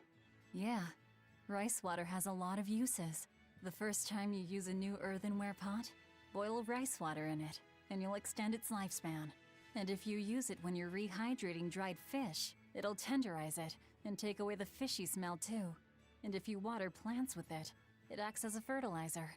It's really useful stuff. Wow, look at you, Velvet. Maybe I could see you with a family after all. You don't have to act so surprised. Still, I've never read that in any of my books before. How did you end up learning all that? I learned from Celica, who learned it from our mom. It's just been passed down across the family. Wow! What else did you learn from your sister growing up? Celica taught me everything our mom knew about cooking, from the basics to more advanced techniques. Speaking of which, rice water is really useful when cooking, too. If you use it to boil radishes, it'll get rid of their bitter taste. When you use it to boil bamboo shoots or burdock roots, they'll soften and take on a nice white color. My mother taught Celica that anyone who threw away rice water wasn't qualified for housework, and my sister passed it on to me, too. You know so many cool things! When I needed to make When you need to make a child eat their vegetables, it'll go over better if you can cook them tender and not so bitter. I bet you'd make a pretty good mom one day, Velvet. You really think so? Actually, since you're here, Bienfu, I have to ask. Those are discarded vegetables on your tray there, aren't they? Yeah, but they're just raw scraps left over from cooking. I was on my way to throw them out just now. What are you talking about? That's all still good stuff you can use. Look at those radish leaves. Dice them up, fry them in oil, add soy sauce, cooking wine, bonito flakes, and sesame seeds, and voila! A perfectly healthy topping for rice. And that potato skin? If you wipe the inner side on a mirror, it won't fog up. Put some salt on those lemon rinds and you can use them to scrub a wash basin sparkling clean. Holy cow, Velvet! You're a treasure trove of knowledge. You know what's been bothering me? These pirates are way too wasteful with their food. They leave so much garbage. You might be getting a little carried away here. Yeah, I think you've made the jump from potential mom to bothersome in-law.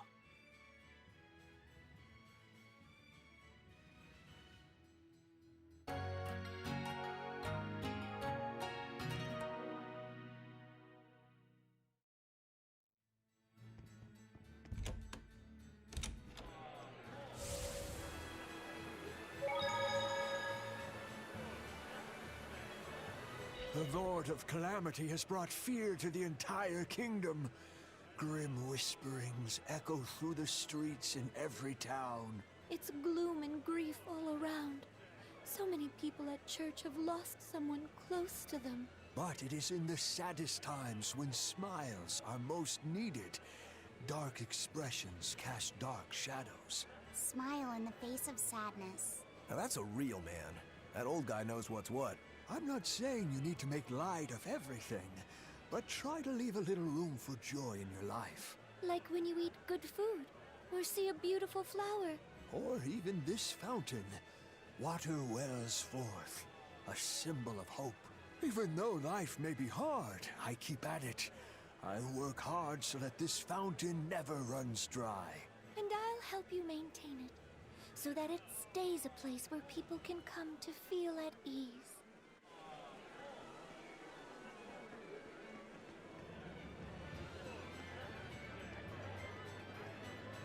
Now that there are less exorcists around, we can rely on the Abbey to do everything for us. We need to start by doing what we can do to make this world a brighter place. So where are you going to start? With everything as harsh as it is now, people feel like they need to sacrifice excess and live frugally. I agree that we should act in moderation and refrain from excessive luxury. But we need joy to keep us going, right? That's why we've decided to open up a restaurant. We want to make people happy by making good food and good drink. What sort of food will you make? That's what I'm researching now. I'm walking the world, trying different foods. I heard they have this amazing Mabo curry. But to be honest, the place looks a little intimidating. Just treat it like it's any other restaurant. I've been in there, and the Mabo curry is great. Really?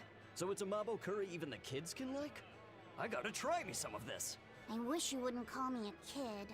My bad. I didn't mean to step on your pride there. I was too preoccupied with thinking about our restaurant's mission statement, and I neglected to consider your feelings. I'm terribly sorry. It's not that big of a deal. But what do you mean by mission statement anyway? We're a restaurant that's fun for the whole family. Our slogan is, we'll feed you from the cradle to the grave. It's supposed to be a place people eat. You might not want to mention graves. I think a person would need a lot of courage to go eat there. Whoa. Why didn't I think about that? You seem to miss a lot. Are you sure you're up for running a restaurant? We'll be fine. I studied up on a lot of restaurant management, and I plan on hiring a really good chef. All that's left is to select a menu and come up with a new slogan. Instead of cradle to grave, how about from this life to the next life? Your food's killing them either way. Rats. I can't think of anything. How about fine dining, from baby teeth to dentures? Not bad, eh? That's fantastic. It gets rid of that whole dying thing. I love it. We'll use it. They've got a long road ahead of them.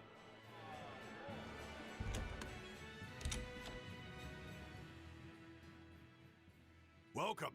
You came back. I did. This place is important to me. Are you sure it's okay to be in a town like this? Don't worry about us. Besides, I'm more worried about the bar. I'm only away for a little while, and look at this place. The casks are empty, and all the food tastes like dirt. Just a little bit ago, we finally got a delivery in.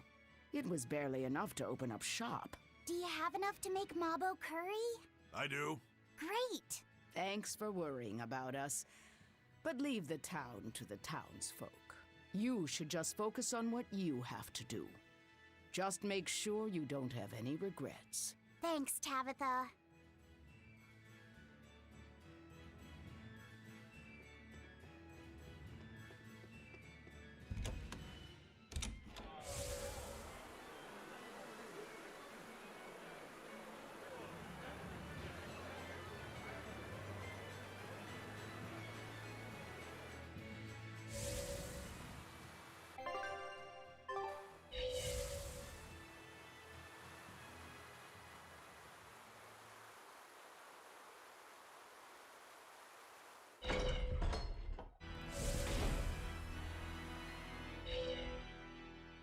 Come, sinner, and repent your wicked deeds. Why are you whispering? Because everyone else in your group has been nothing but trouble. Not a single one of them will truly repent. What kind of place do they think this holy sanctuary is? I don't know what to tell you. You'll have to take it up with them. I can't! You know what they're like, right? If I complain about it to them, they'll just beat the stuffing out of me. I wish I could tell you that deep down they're all good people, but... That's why you need to confess something. What? Why me? Please, I just want to hear a legitimate confession for once. If you don't hurry up, I'll put a curse on you. Oh, all right. I'm so sorry for all the trouble that my companions have caused you, Father. Forgive me. No, that's not going to work. I guess I'm not quite in the mood to forgive that yet. Yeah. Well, maybe you should repent for being such a petty, mean old priest.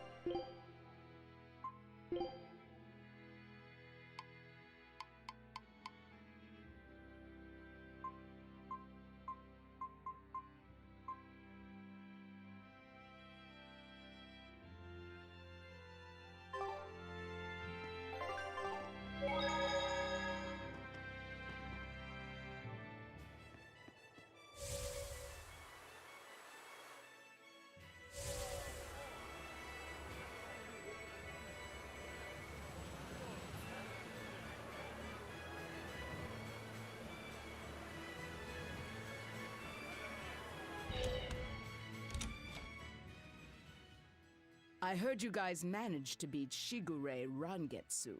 Word travels fast again, as usual. As I understand it, succession of the Rangetsu clan goes to the one who kills his predecessor. That means you're the successor, Rokuro.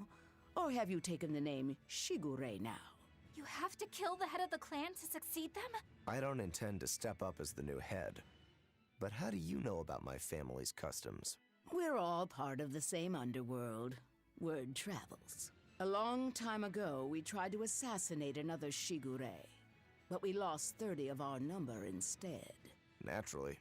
It'd take more than that to do a Shigure in. In retrospect, I wonder if even 300 men would have been enough. Your Shigures are a tough bunch. Look at your brother. He was a legate. Yeah, he was probably the strongest head the clan ever had. That being said, did you know there's a demon out there not even he managed to cut down?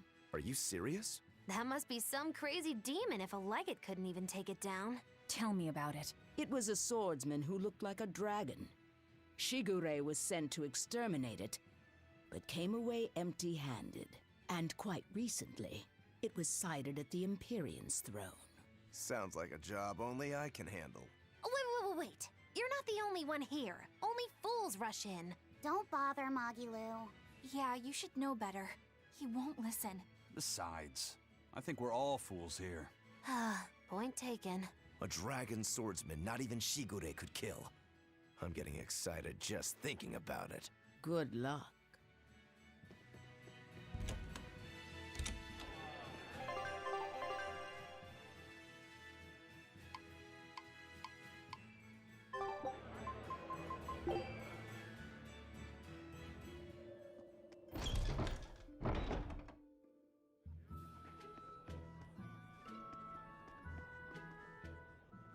You there with the big sword.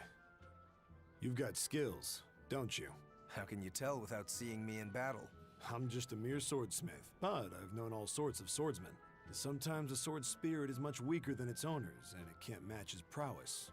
Other times, the sword's spirit is too strong for its wielder to master, and it holds its owner in disdain.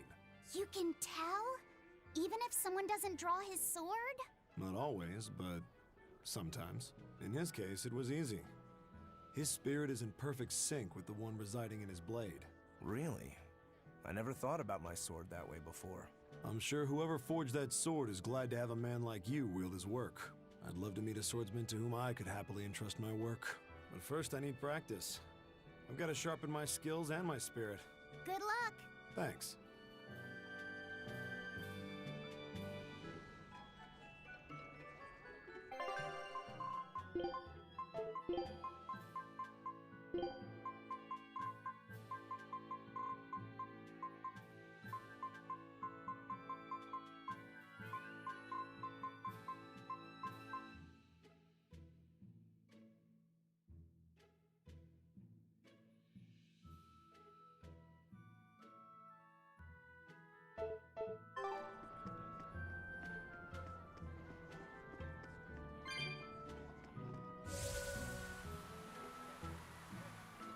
I heard that this recent rash of demon attacks is the work of a demon known as the Lord of Calamity. I heard that too. They say she built a nest in Mount Killaros where she breeds swarms of demons like some kind of queen ant. Really? That's not what I heard. I heard she's a giant, hideous hag with the head of a dragon and a mouth with gnashing teeth in each hand. I think they just called you a hideous hag. Mouth hands? Oh, how ghastly! That's not all. Those mouths spew forth clouds of toxic gas. Any human caught in it turns into a demon. Wait, is that where demon blight comes from? I couldn't say. It's just a rumor after all. But I haven't even gotten to the crazy part. This demon has a familiar, a short little thing that uses a huge board to create winds that spread the demon's poison. Rumor says that the nasty little creature takes the appearance of a trickster magician and is actually the demon's true form. So some short little monster has caused all of this? Kind of makes you hate anyone short, doesn't it? So the Lord of Calamity is actually a short, phony magician. What do you know?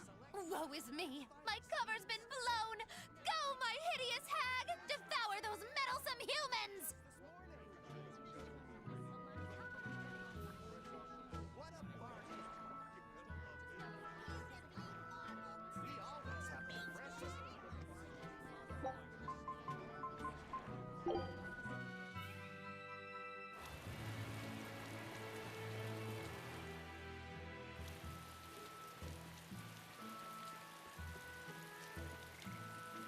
You're Laphicet, right? Yes.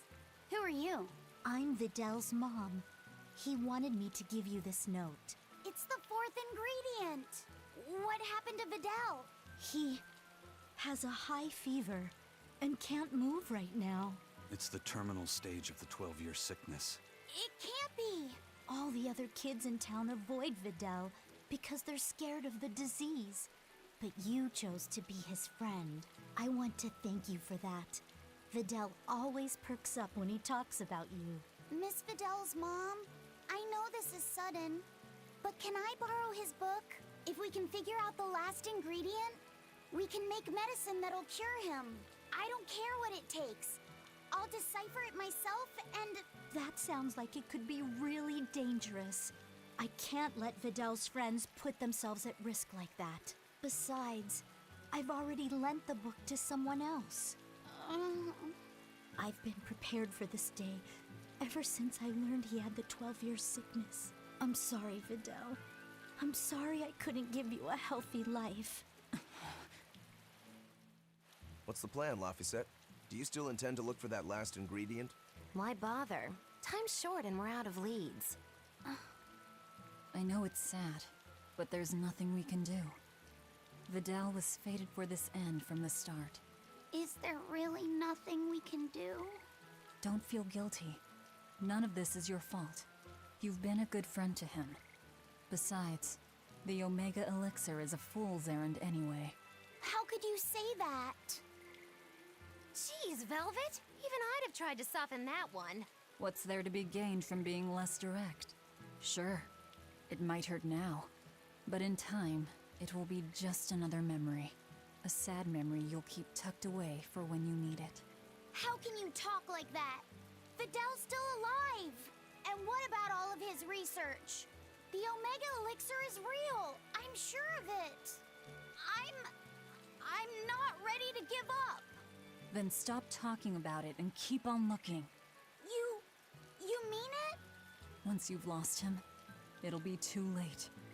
No matter how sorry you feel, no matter how deeply you regret, regrets don't change into memories. They hang over you like a living nightmare. But you haven't lost your friend yet, or your hope.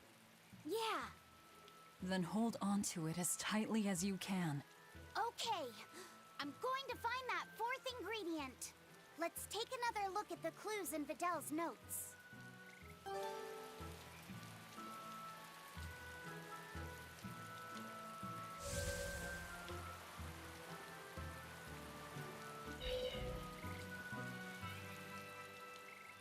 Is it true that more demons are appearing in other towns? And that some exorcists have suddenly lost their powers? Yes, I'm afraid it is. Is everything going to be all right? Leave her alone, son. You're bothering the exorcist. I just wanted to know how other places were doing. In every city, the frequent demon attacks have endangered lives, caused chaos, and hindered travel and trade. Farms have been hit hard, and harvests are delayed. It's certain that there will be food shortages before long. I thought as much. Well then, that settles it. Settles what?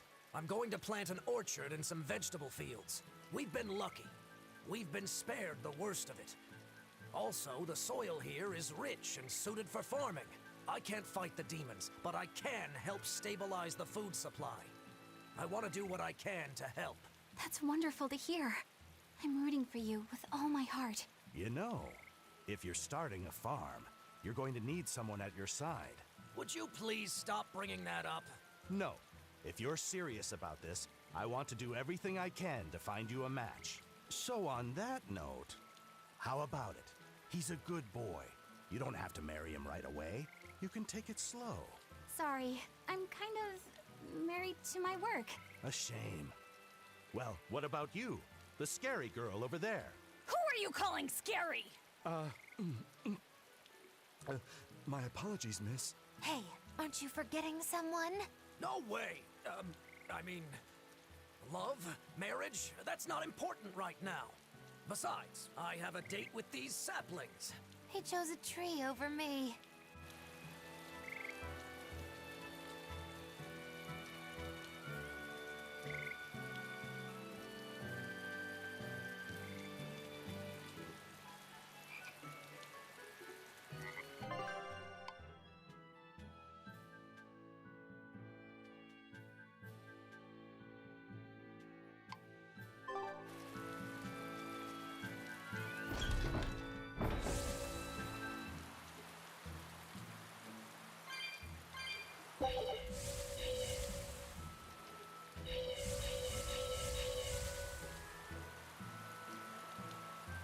Berseria was attacked by the Lord of Calamity and the town was lost.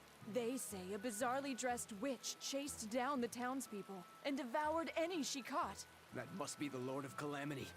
She dressed as a cackling witch to toy and torment us humans. That monster!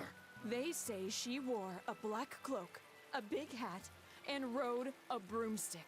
She jeered and jested at those she caught. So, a demon impersonated a witch and hunted humans, huh?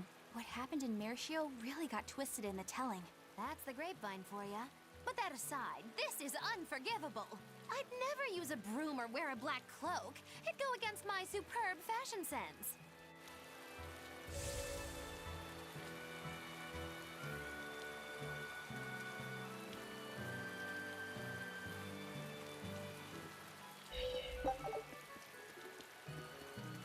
That place really was a prison island.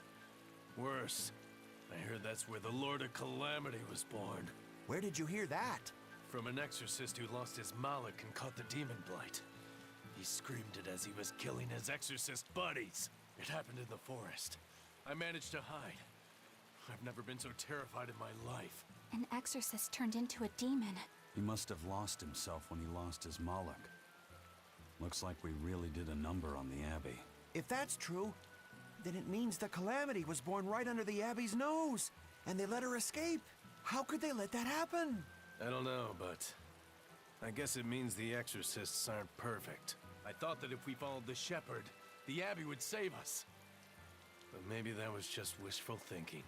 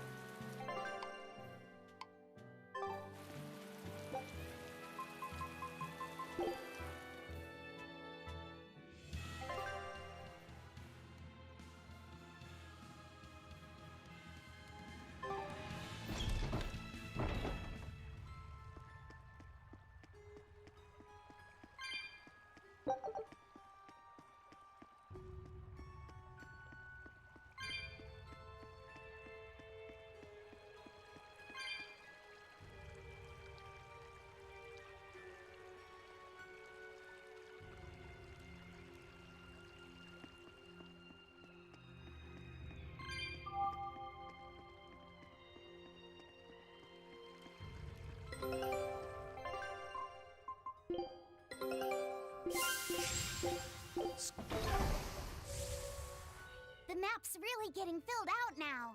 You seem really happy, Laphicet. Yeah, you just had a big old grin on your face. Well, yeah, of course. Surely even you have some times when you can't help but smile. Right, Velvet? I never thought about it. You know, I guess I do. Like when I managed to get the kitchen and the dishes sparkling and spotless. Oh, I know that feeling. I feel that way when I get the bathtub scrubbed so clean that it's as good as new. Definitely. Oh, and when I finish hanging a huge load of laundry out to dry on a beautiful sunny day. Could you not compare this to doing chores? The scouting vessel just contacted us. They say they found Terror Island. Terror Island? What kind of place is that? Eisen was talking about it earlier. It apparently moves around. It's the damnedest thing. Legends say it's roamed the outer seas since time immemorial. They say it absorbs power from all of existence. That sounds like it might be connected to Inominat. We won't know anything more until we go there ourselves. First, we should join up with the crew at the docks in Isolt.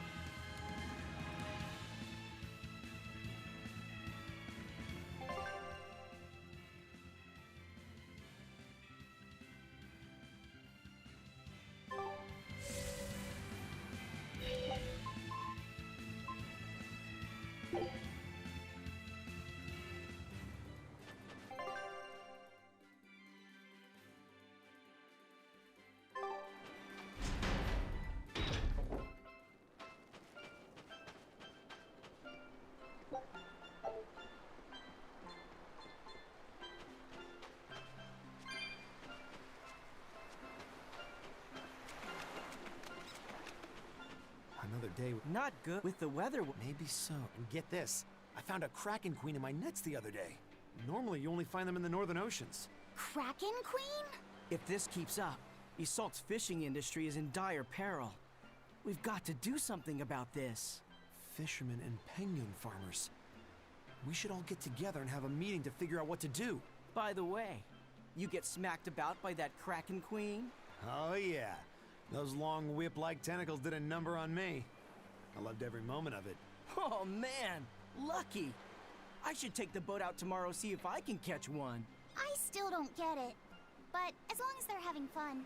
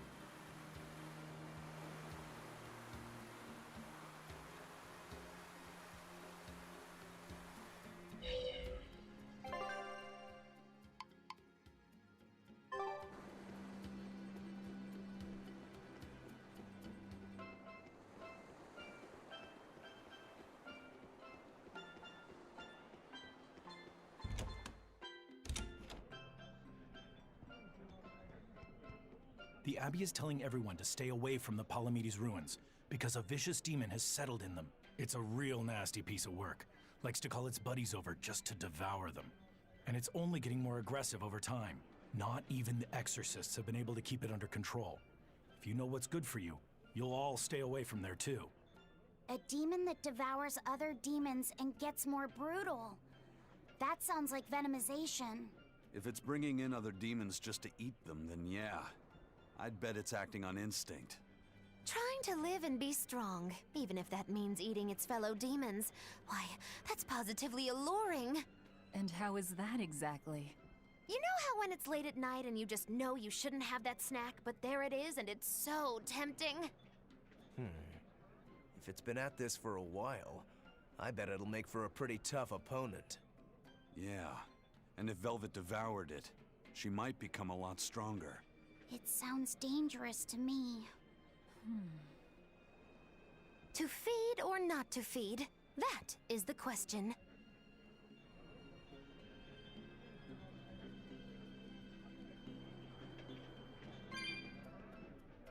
We were hoping to put... I can't. I love a... Wow, Roku. Believe it or not, I thought it would be good for building courage. I think you have enough courage already, but for now I think we should set your sights low.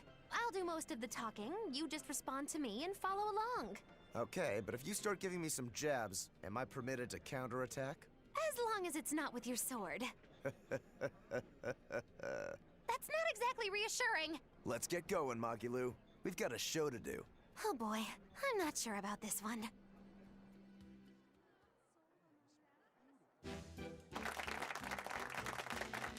Hi there! We're Magilou and Rokuro, a wild, rough and tumble pair!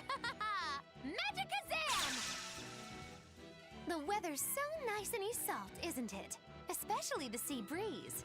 Speaking of which... Sea breezes are bad for swords. If you don't keep them polished, the salt will rust them. I suppose that's good advice for any sword enthusiasts out there. But anyway, doesn't the air make you want to eat seafood? Ah, sashimi, fresh-boiled fish on the shore, seafood bowls. So many kinds look so delicious, but... And fillets, too. You can't forget those. Takes true mastery to be able to use a blade so finely. Every creature, not just fish, has delicious spots that make for perfect cuts if you know where to find them. That's kinda gross, but okay. Some seafood that tastes good looks downright weird, you know? You've got octopuses, you've got swordfish, you've got... Swordfish! Now, if there's one fish out there I'd love to duel at least once, it's that one for sure. You know there's not much I can do with these sudden wild tangents, right? No. You see, I was just making a gag about how I'm a swordsman, so a swordfish would be like my rival, you get it? Oh, just shut up. Oh, okay. So you've got octopuses, swordfish, you've got those freaky deep-sea anglerfish. Some say the more bizarre-looking the fish, the better its taste. Maybe it's true. I love pufferfish, and they're really weird, round-shaped. Speaking of round animals, I once met this round-looking guy named Armadillon. I'd never seen anyone so round before or even since. Ah, I can't take it anymore! You're a nightmare to work with! That turned out pretty funny. Yeah, well, I feel like our material could have been better. What's your take on it? I'll just say one thing. If nothing else, your partner was a convincing fool. I don't think he had to act much. You think so? No, you're just a free spirit nobody can hope to control.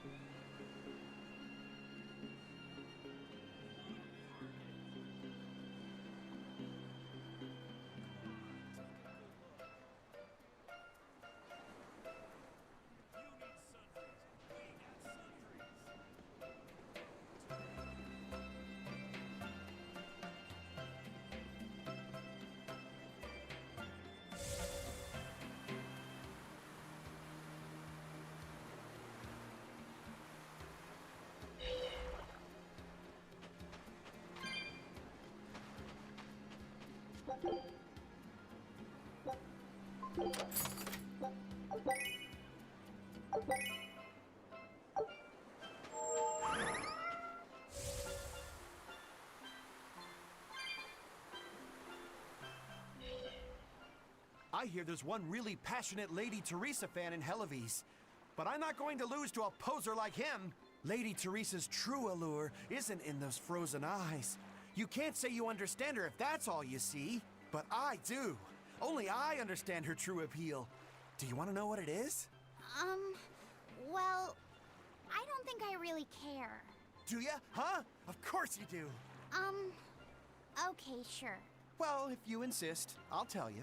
Teresa's true allure is in that tinge of sadness hidden within her lovely face. Even when she's smiling, there's a touch of melancholy that never leaves her.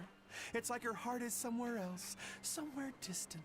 So where is it? With her love, her true love. the true love she's yet to meet. How tragic!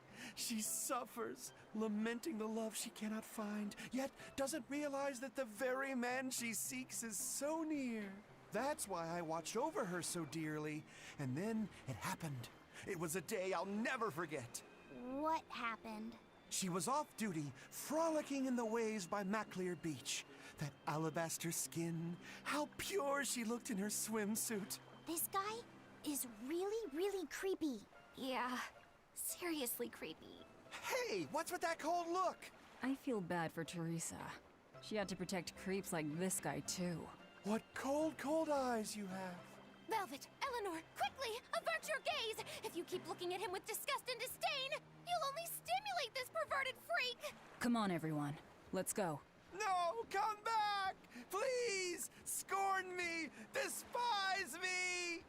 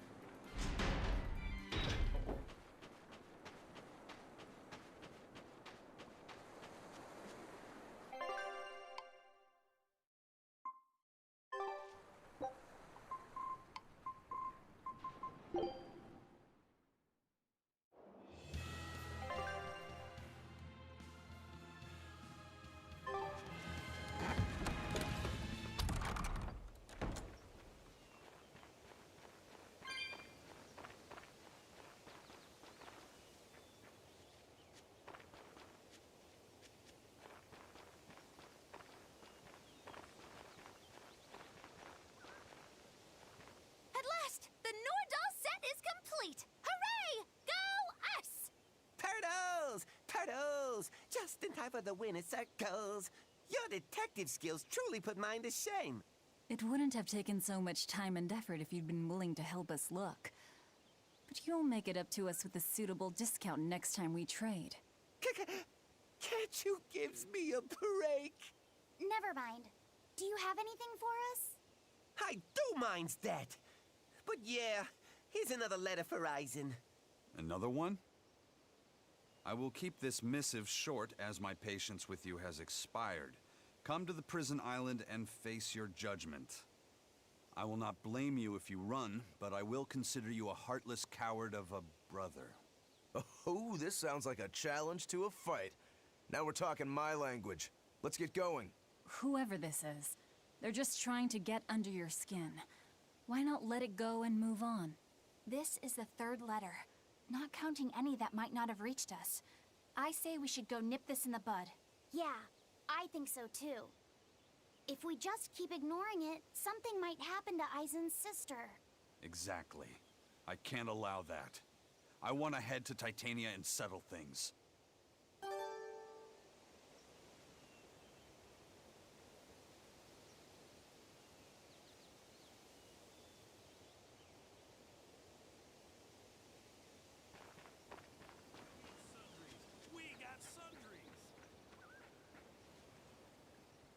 Hello. We were hoping we could put on a comedy act here. Sure, but who's your partner? Me. I'm going to be honest. I think you'll be the worst of any of them. You just underestimate me. I have my own sense of humor. Just act like we're both aboard the Von Altia. I already have a bad feeling about this. All right, you can play the strong, forceful type, and I'll be the dumb, slow one who... No. I want to play the dumb character. Are you sure you can handle that? I'll have everyone dying from laughter the way only a Reaper can. I don't think I like where this is going.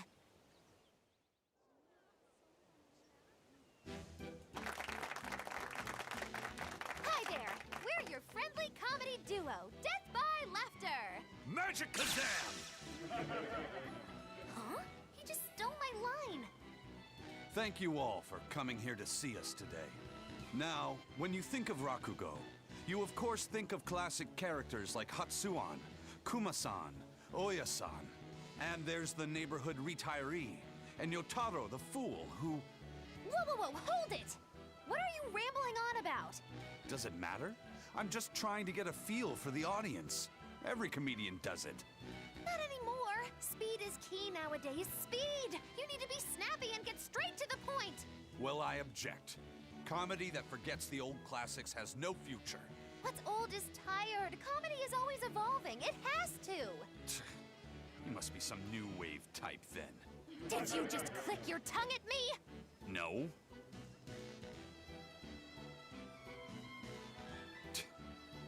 You totally did! I heard that!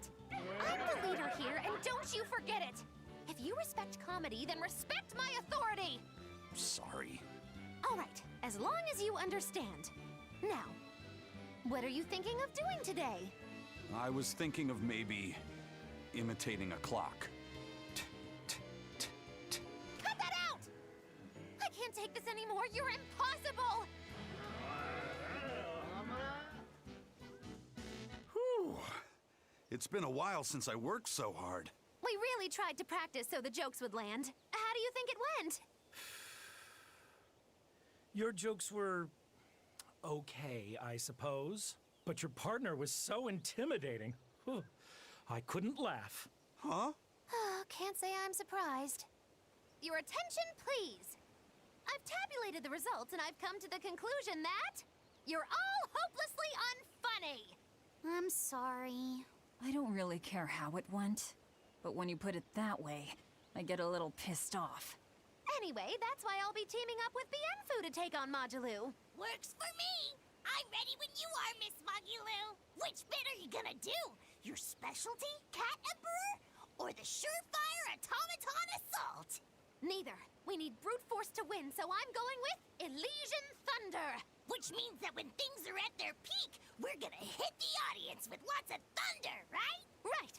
Thunder in the form of relentless ad-libbing, as much as we can possibly handle! Okay!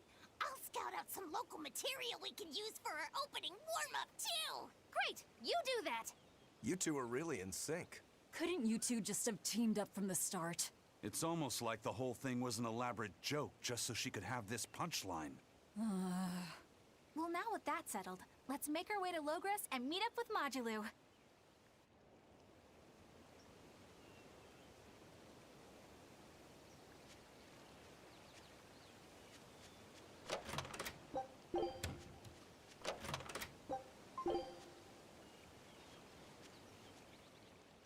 She had the idea to build a great bell tower and make it the symbol of our town. We'll make the tower out of stone, tall and proud. Then we'll hang the biggest bell in the land here. The wind whistling down from the mountains will carry the sound far, far away. Wouldn't that be wonderful? Yeah, it sounds great. Where are you going to quarry the stone? The stone we get from the mountains near here is dense and smooth. Perfect for constructing buildings with. You know your rocks. When I was deciding on where and what to farm here, I spent a lot of time researching the nearby geology. Not only does she have the knowledge, she has a great logical mind. She's been a terrific help in getting this plan off the ground. And he's got the good ideas, but he tends to leap before he looks. Since I don't get flashes of insight like he does, he's given me all sorts of ideas for improving my farm. Now we're trying to find the perfect metal for the bell. The metals and their ratios used when casting the bell will change its sound dramatically, right? That's right. We're testing all sorts of alloys, trying to find one that produces a smooth, pleasing sound. I hope you can find a sound that will soothe the hearts of those both near and far.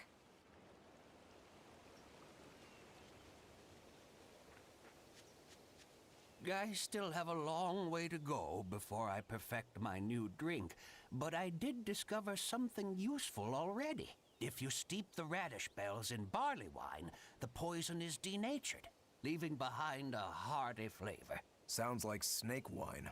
Exactly. That's where I got the idea. So, can I get a taste of your new concoction? Don't tell me I have to wait 50 years for this one, too. I just started brewing it up. It should be ready after the summer. But my intuition is telling me to let it sit for 4 years. In that case, we'll come back next autumn. Make sure to save enough for 2. Nah, 2 won't be enough. I want to treat the whole crew. How much can you make by then? I've already prepped 3 large barrels. If I push, I could probably ready another 7. Great. Make them. I'll pay for all 7, and we'll split 5 barrels in the autumn. What? And we'll come for the other 2 in 4 years' time. Right, Eisen? No. We'll only take 1 more. The last one is yours to sell as the town's specialty. Oh, thank you. I'll make sure it's delicious. Looking forward to it.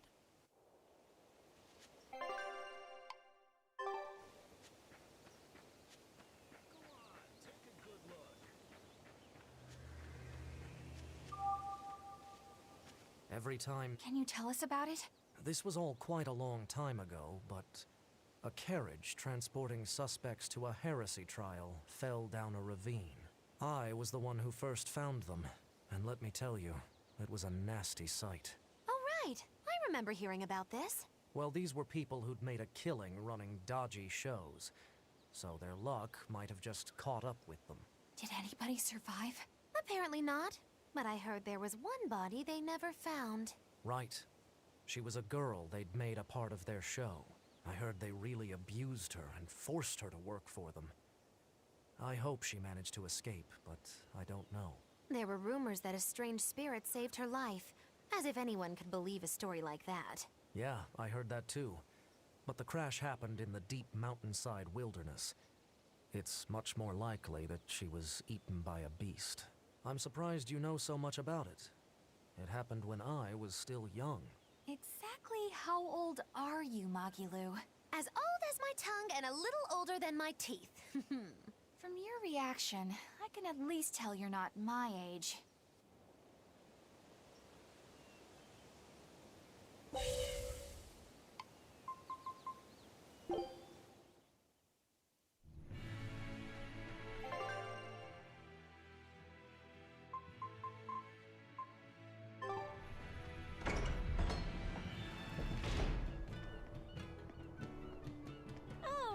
Again, Doctor. Good day. May I order a bouquet? I need it this weekend. A bouquet? Is it already that time again? You're heading to a ball again this year? That's right. A ball? Same as always. Nico's favorites? No, I'd like to order lilacs this year. Lilacs? I thought I'd tell her the news when I visited this year. So, you finally decided to marry? I have. I could never forget Nico. Not a day goes by where I don't think, if only I'd made up my mind sooner with her, then asked her to move here. She wouldn't have been there on that tragic night. And yet, I have to move on. I think that's the right decision. We can't give up on our lives over those who have left us. We have to live. I'll make the biggest lilac bouquet you've ever seen. I'm sure Nico will be happy for you. And congratulations. Thank you. Why a lilac bouquet? Lilacs have a special meaning. A treasured memory. I see. I hope his message reaches her. Yes, I believe it will.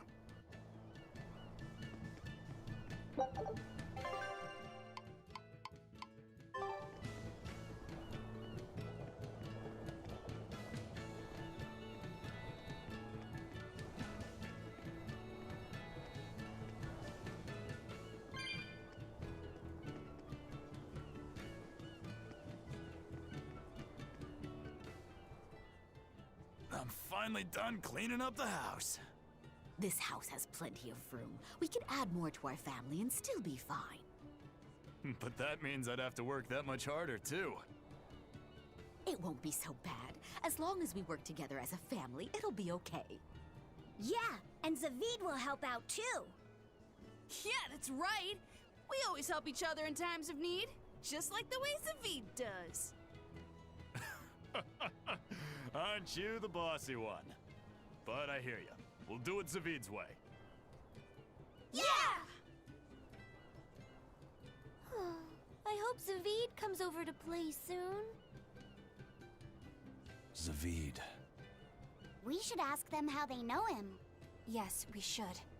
I'll handle it.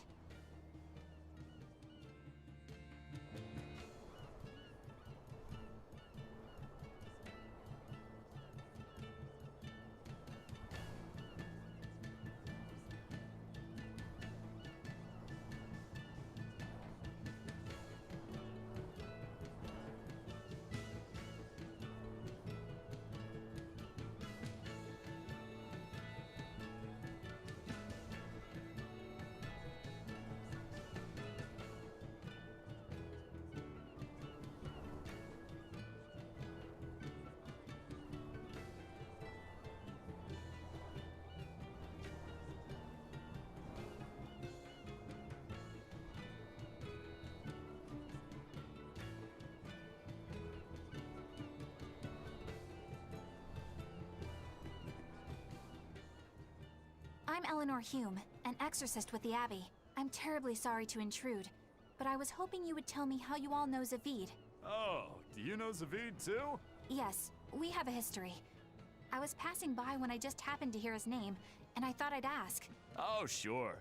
Well, we feel like we owe him a great deal. I guess it all started when he kidnapped us. Kidnapped you?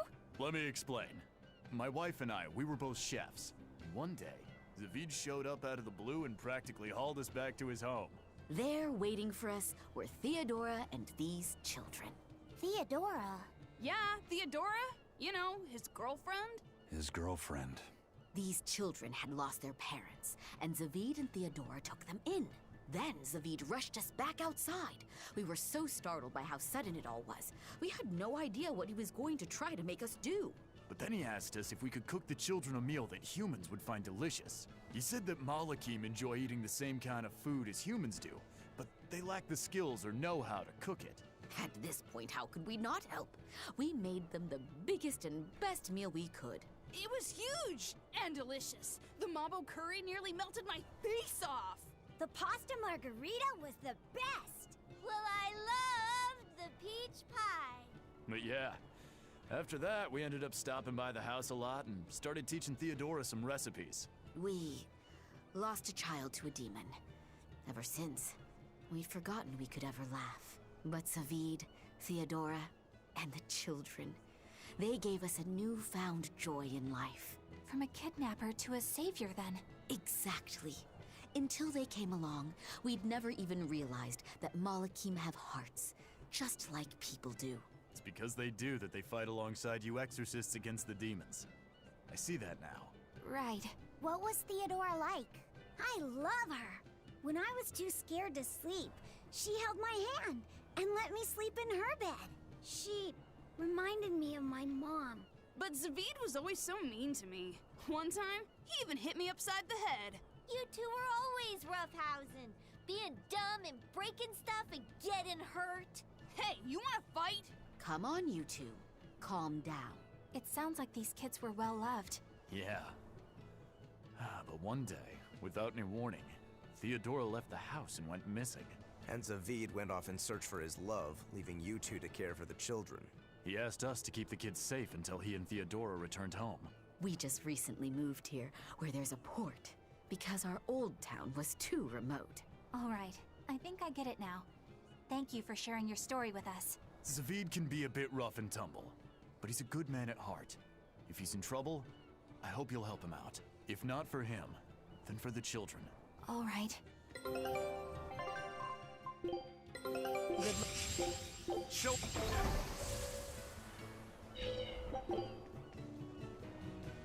Theodora. She must be that white-horned dragon, right? She must be. I don't see any other reason for Zavid to risk his life protecting a dragon. To be living with human children who have gone through such trauma. The risk of exposure to malevolence would have been high. And yet she was willing to help them. To take them in. It's no wonder Zavid wants to save her. But there's no way to turn her back into a Malak, right? That's correct. Which is why you feel you have to kill it. I don't disagree with your conclusion. But I think you're going about it the wrong way. how so? No one would stand by and permit his former love to be killed before his very eyes. Even when said love has been irrevocably changed. If you could empathize with him and talk things out, I think you two can come to terms without having to fight. For some things, Eleanor, emotion runs too deep for reason to be heard. If he was so easily swayed that words could convince him, he would already have killed that dragon. But still... I'm not in the mood to argue. Let's just go. If only I could learn how to control those flames.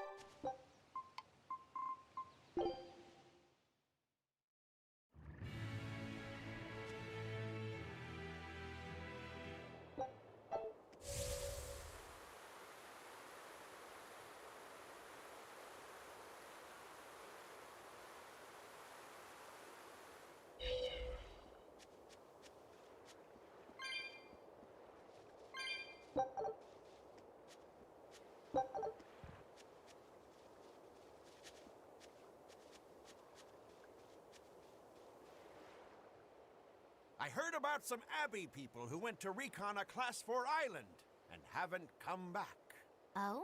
I wonder what's drawn their gaze. Well, recently, a fishing boat carrying demons washed up in the harbor and caused a real stir. The crew just probably caught demon blight, right? Well, about that. People found flowers on the ship that only bloom on that there Class 4 island. But even if the fishermen had gone near the island, they weren't the types who'd ever even consider setting foot on its shore. Could the demons have attacked the ship, then ridden it all the way to the harbor in search of more prey? The demons were wolfmen-looking guys. Certainly got the Abbey on alert. A whole bunch of intelligent demons is bad news. Wolfmen? An island of Therians? I'd say that place ranks 6th on the places where I'd least want to live. Wait, what the hell kinds of places are 1 through 5?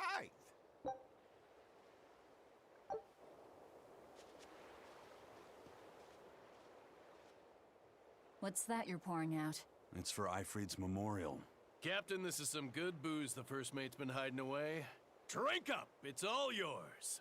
Ha! I'll never forget you, Captain. And I'll never forget that 500 gold I loaned to you either. And I'll always remember how hard your fists were. That's just because you screwed up all the time, Benwick. I always meant to hit him back one day, but now I'll never have the chance. It's so unfair! Oh, shut up. It'd be 100 years before you'd be able to knock him out. Not even Von Ifrid would wait that long for you. Hey, I could have managed it in 50. Well, this turned out to be a pretty lively memorial. To death, we are as equals. It comes to us all. There's no reason to treat it as something special. Exactly. And besides, we're all pirates here. Wherever we sail, death is always lurking beneath the waves. You're all prepared for it. Of course we are. Eisen, would you mind if I said a prayer for Ifrid? You would? He's the most terrible villain in 100 years. That's true, but I just... What if you prayed for Eisen's friends instead? I don't think there'd be a problem with that. Okay. Is it all right if I pray for your friends instead, Eisen? I'm not stopping you. Captain, I was more enriched by the days I spent sailing with you than the centuries I roamed in search of something to end my curse. Thanks for the fun, Ifrid.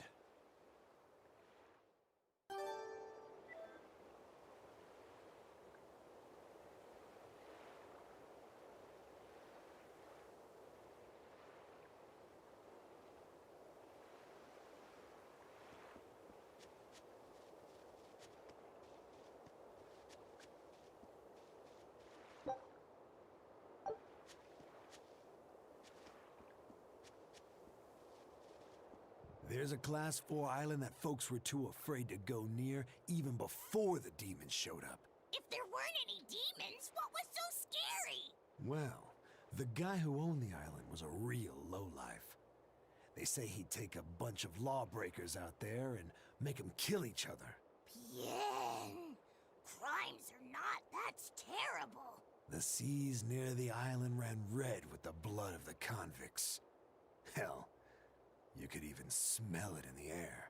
Folks say that even now, on nights when the sea turns red under the light of the crimson moon, the prisoners' spirits return to the island. You ask me? I bet that those demons are reincarnations of the dead prisoners. If you go there, you'd best be careful. I'd rather just stay far, far away.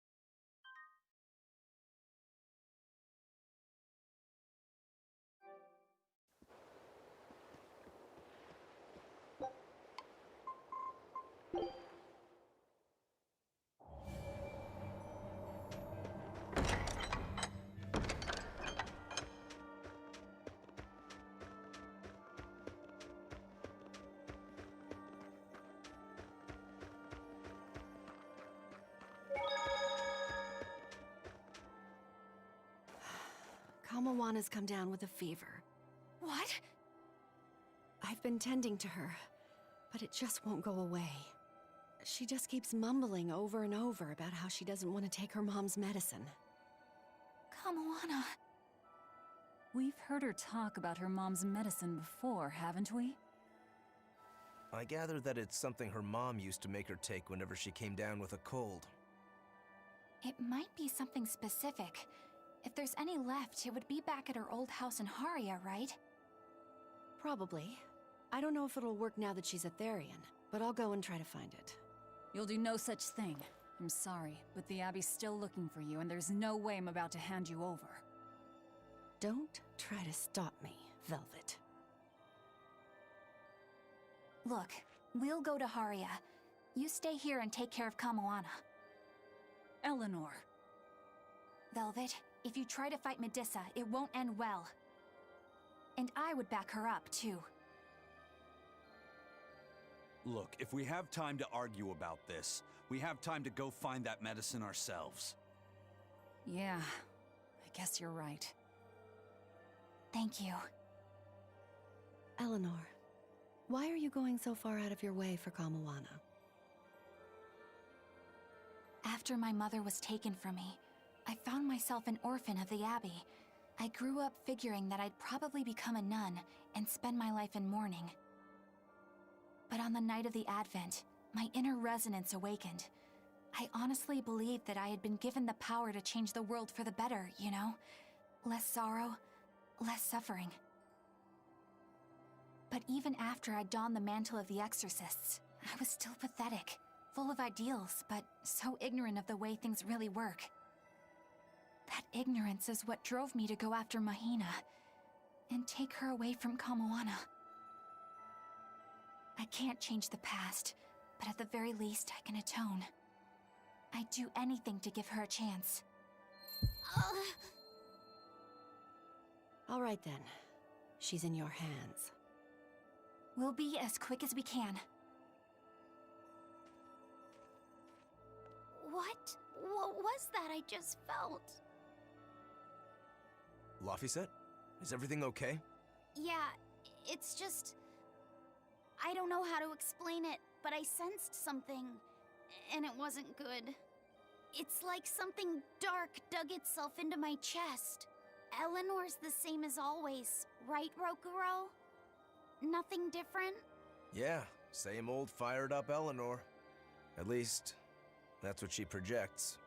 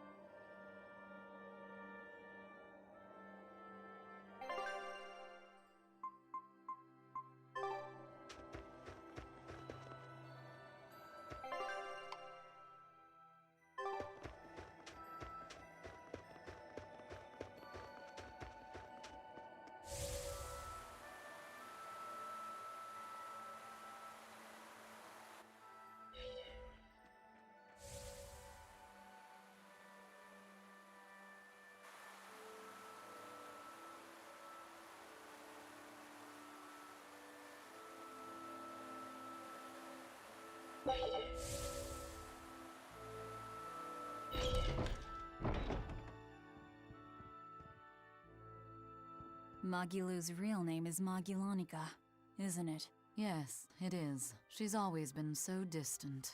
Distant? What makes you say that? She's always had strong resonance and was able to see us Malakim from the day she was born. But her family thought her powers were creepy, and they abandoned her while she was still just an infant. That's terrible. So she got picked up by that crooked troupe that put her in their freak show.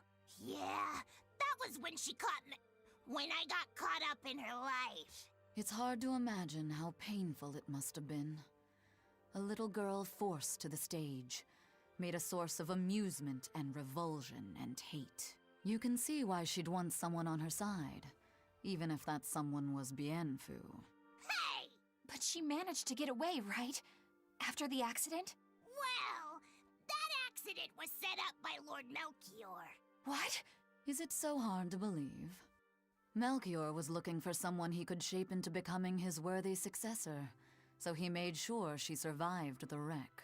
He probably justified it as saving the world. Tell me, Grimoire, what's your connection with Melchior? I don't really have one. I knew the former head of the Exorcists a little, but I stayed out of his way. He never talked about personal matters. At least not while he was sober.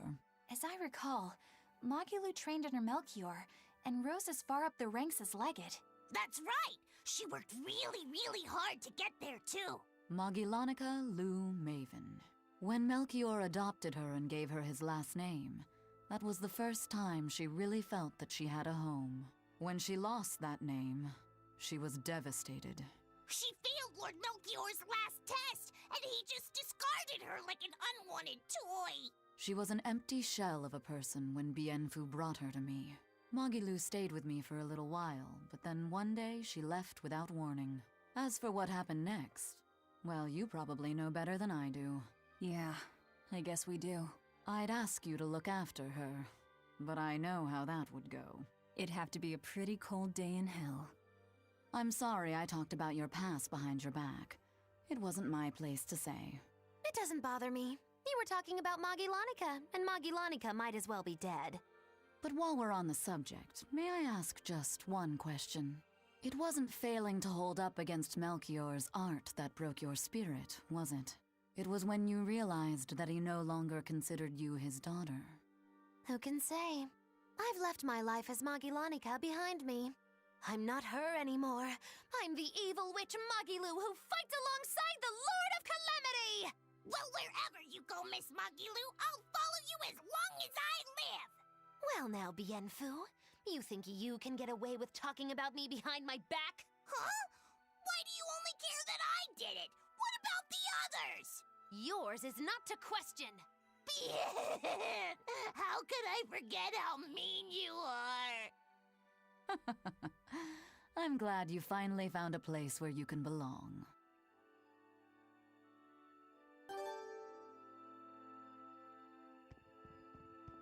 If you repent your sins in a sanctuary, the Empyreans are supposed to forgive you or something, right? If I say something here, I wonder if Inomina will hear me. I don't think it works like that.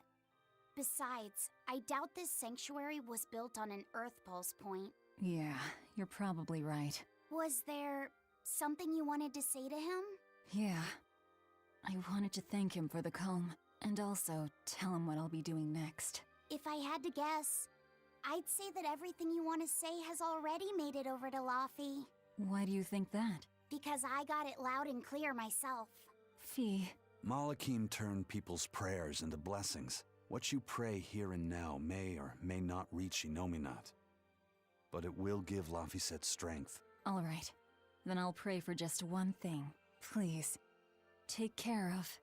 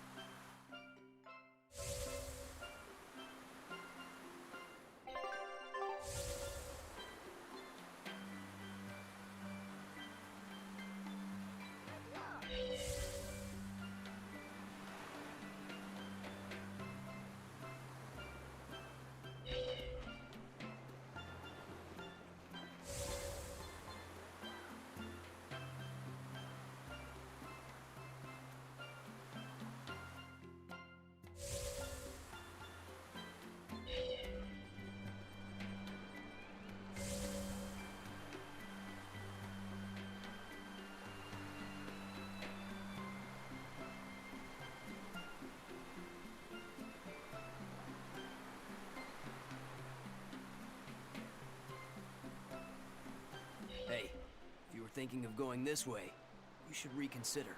And why's that? A real nasty demon's taking root up in Haria village. It's a huge troll with a big old club. And this isn't the first village the brute has taken out. Did you say a troll? You didn't happen to hear if the troll was wearing a large jewel, did you? Yeah. I hear the greedy beast's been going around stealing all sorts of treasure. It's that demon.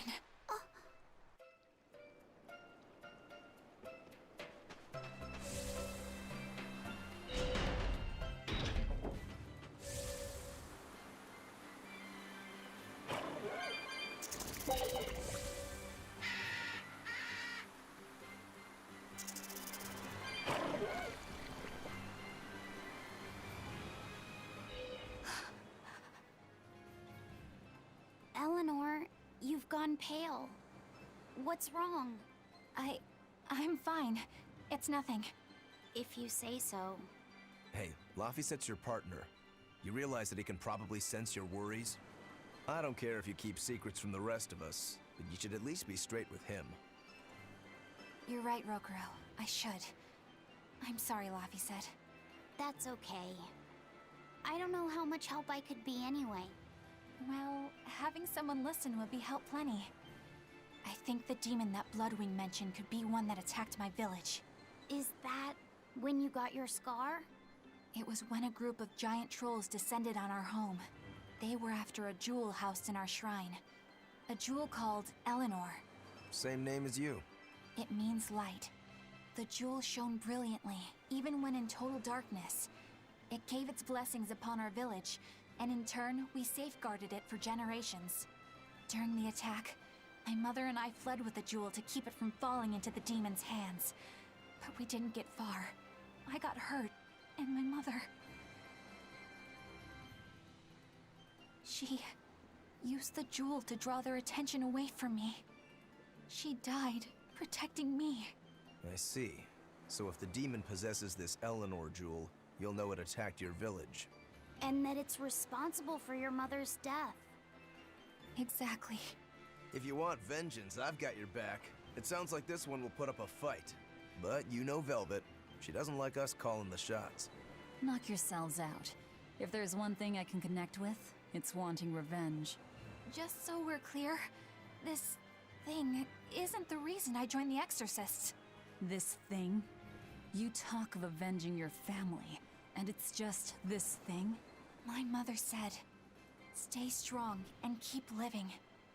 As she lay dying, she begged me to survive. And I want to be that person. I want to be strong. Right now, my first priority is to find Kamoana's medicine. That's all I'm saying. Hey, whatever. It's none of my business. But I better not hear you complaining if I end up devouring that demon first. Got it? I have to be strong. I have to be strong. For Kamoana and my mother. Did that weird feeling just come back? Yeah.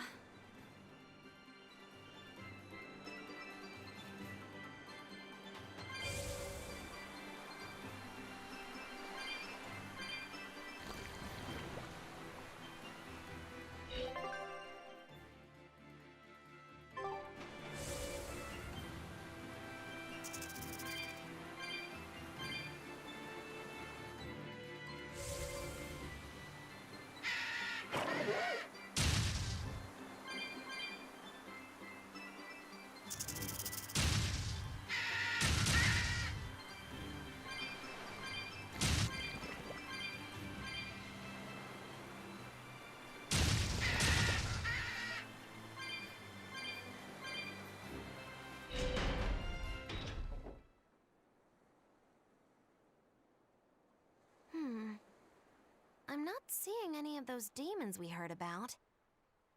Let's look for the medicine while we can.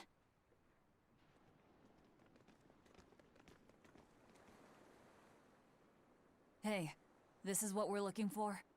I think so. Hey, there's a note attached to it too.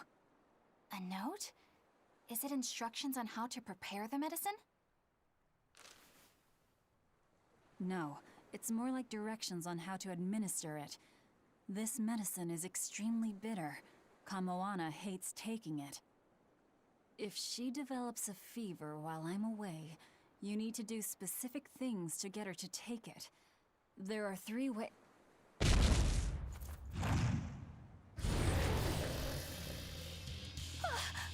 Look, it's wearing a jewel. That's it. That's Eleanor. Then this must be what killed Eleanor's... Oh! Eleanor! Go give her some help!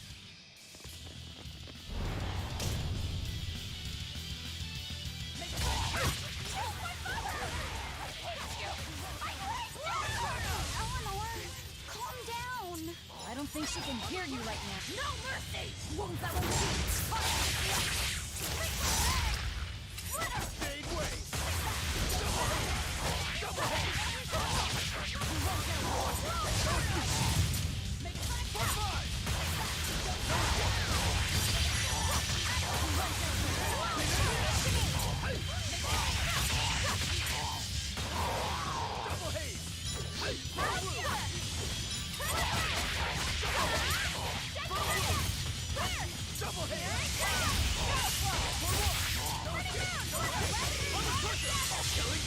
But I'm this close. I won't miss.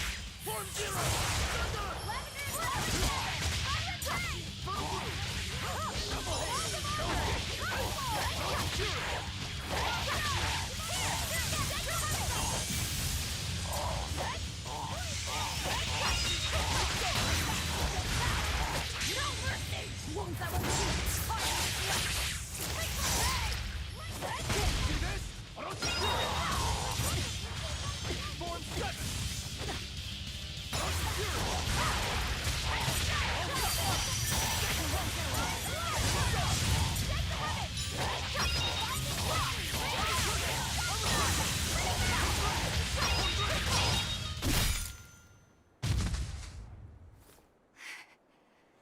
I did it.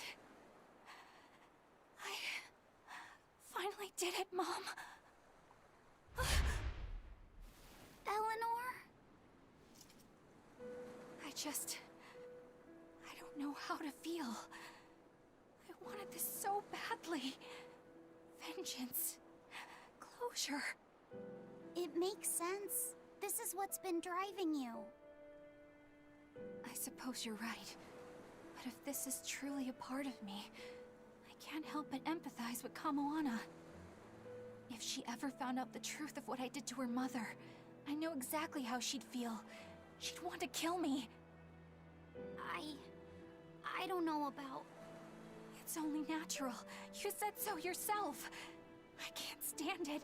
It's eating me up inside. I keep telling myself I did it for her own sake, but I've just been lying. I'm horrible. If Kamoana ever attacked me, maybe I'd end up killing her too, just to save my own worthless skin. That's not who you are. It is exactly who I am! And besides... Kamoana's only alive because she ate her own mother! I have a hard time believing that any salvation awaits someone like her. Ah, of course. I get it now. You've been carrying this pain for a long time. My mother told me to stay strong and keep living. I'm only here right now because she sacrificed her life. And yet, I'm selfish, pathetic. I'm so sorry, Kamoana! Mother! This is bad. She's exuding malevolence. No! Don't try to carry the burden all by yourself! If we don't do something, Laphicet's going to lose his vessel. It's fine. Let her spill it all out. Imbecile! Without a vessel, he'll turn into a dragon! All hell will break loose! Method 1. Wrap the medicine in sweet starch paper. This only works about half the time. Usually she just eats the paper and spits the medicine back at you. Method 2. Mix it in with your meals without telling her. It tends to make the food bitter. I think she's catching on. It's gotten harder to trick her and she may refuse to eat. Method 3. Pinch her nose and force her to swallow it. But be very careful. She will struggle and try to bite. You don't want to lose a finger. Is this really the time? Is that note you found? Yes. It's the one Mahina left with her daughter's medicine. Her duties must have often taken her away. Someone else had to watch Kamoana. Her fevers are caused by mental distress, but for some reason she believes that these bitter berries are medicine. If she takes one, her mind will stop racing and she will calm down. I realize that this is an awful lot to ask, but please, I love her very much. Please make sure that she takes her medicine, no matter what you have to do. She can be awfully stubborn, but deep down, she's just a kind-hearted girl who's very, very lonely. Please, please do what you can for her. I can't thank you enough for your help.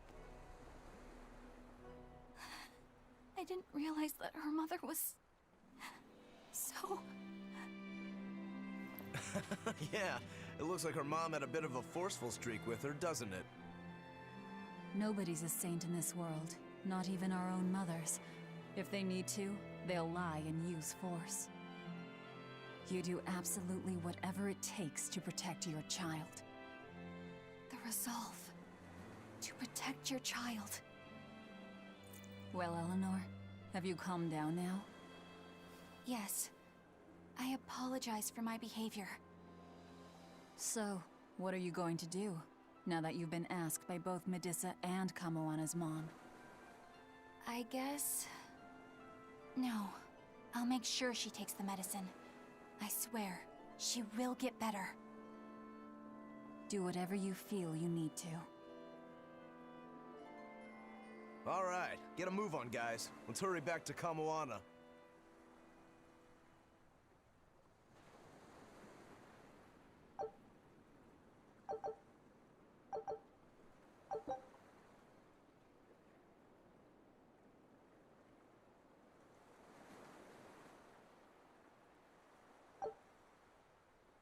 Fee, are you holding up okay under the malevolence?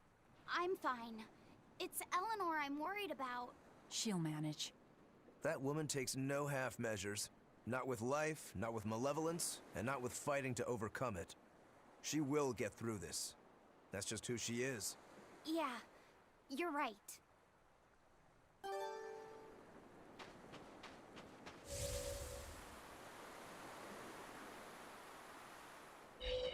The jewel. It's smashed to bits. I'm sorry, Eleanor. I know how important it was to you. It's our fault. We were too reckless. We're sorry, Eleanor. You better be sorry! That thing must have been worth a king's ransom! Moggy Lou, stop that! It's fine. Going easy on a demon wouldn't really suit you guys. Besides, my mother imparted kindness and generosity upon me, and those are more valuable than any jewel.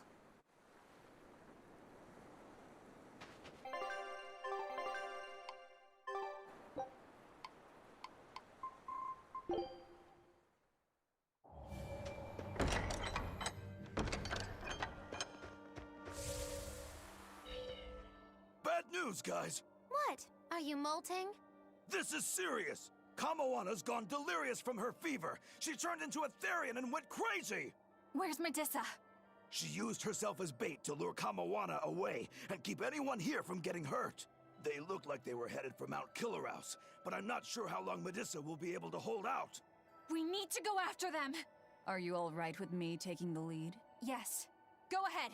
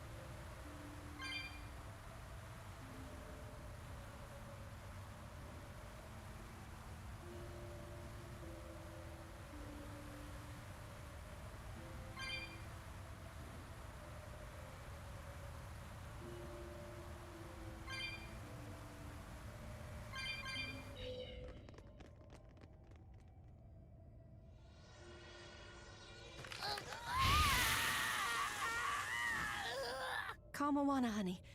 You're hungry, right? It's okay. You can eat me if you need to, if it means you'll go back to your sweet, normal self. Stop!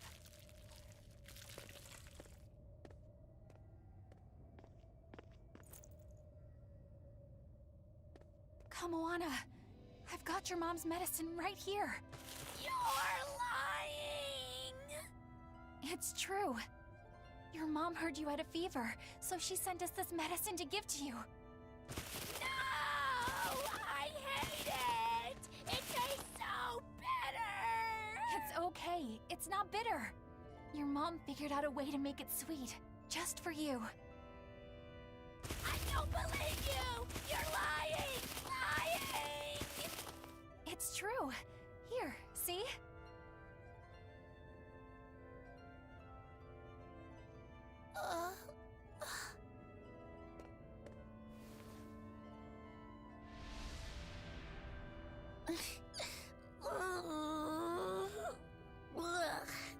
It's still bitter. You lied to me. I know. I'm really sorry, Kamoana, but I had to.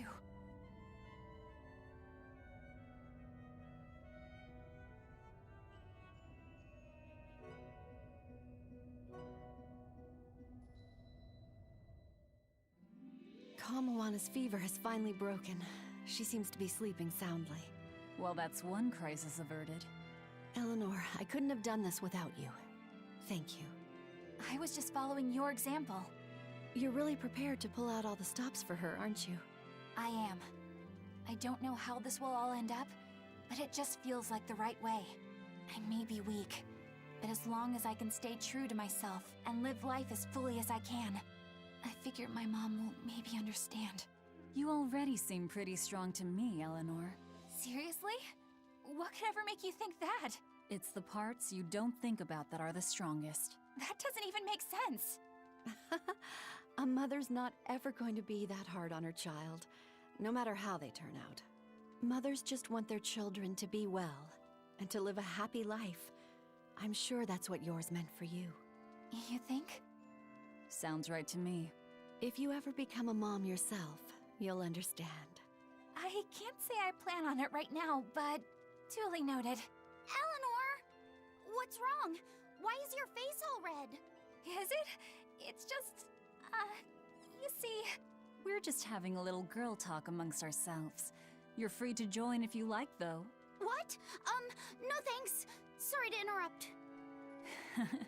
Maybe I shouldn't have teased him so much there. I may not be a mother, but I think I do understand.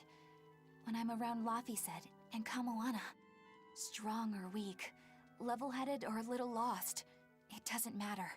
All kids deserve to have a good life.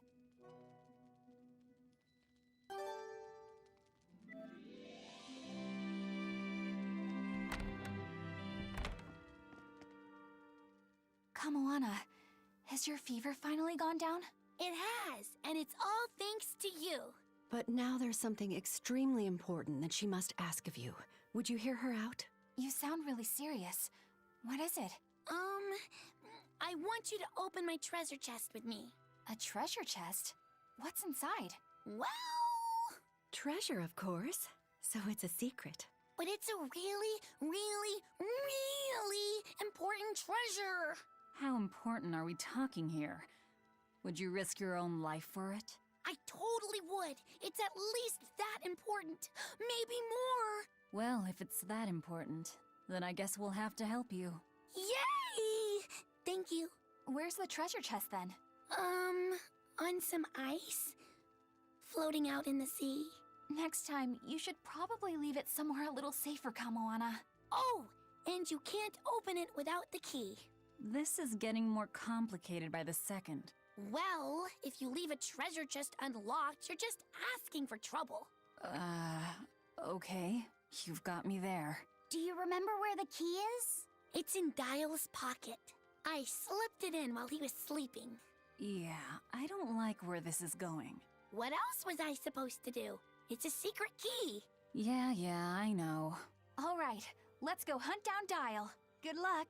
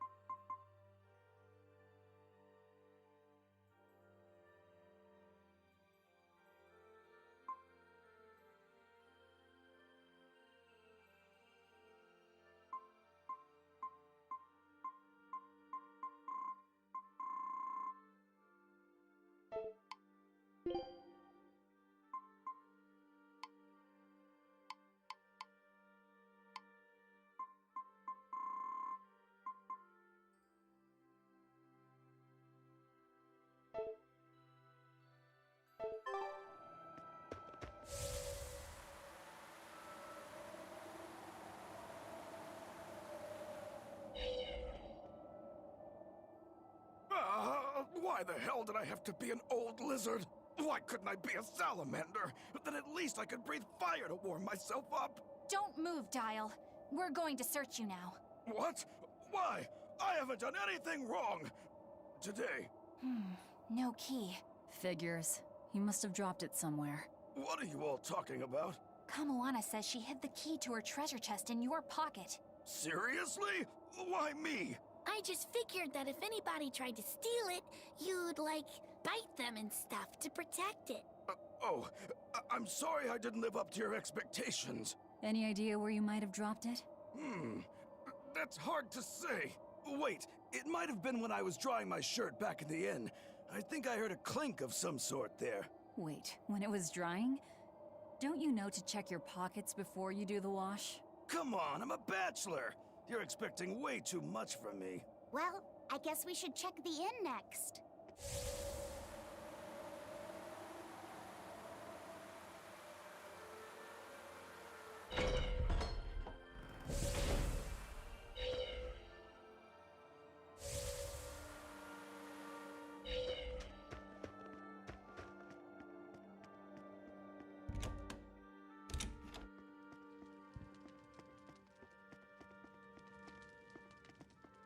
There it is! This must be the key! Yay! You found it! I knew you could do it, Eleanor. You said the chest was floating on an iceberg, right? I'd say that's our next stop. You hold on to the key, Kamoana. Just make sure you don't drop it, okay? Okay.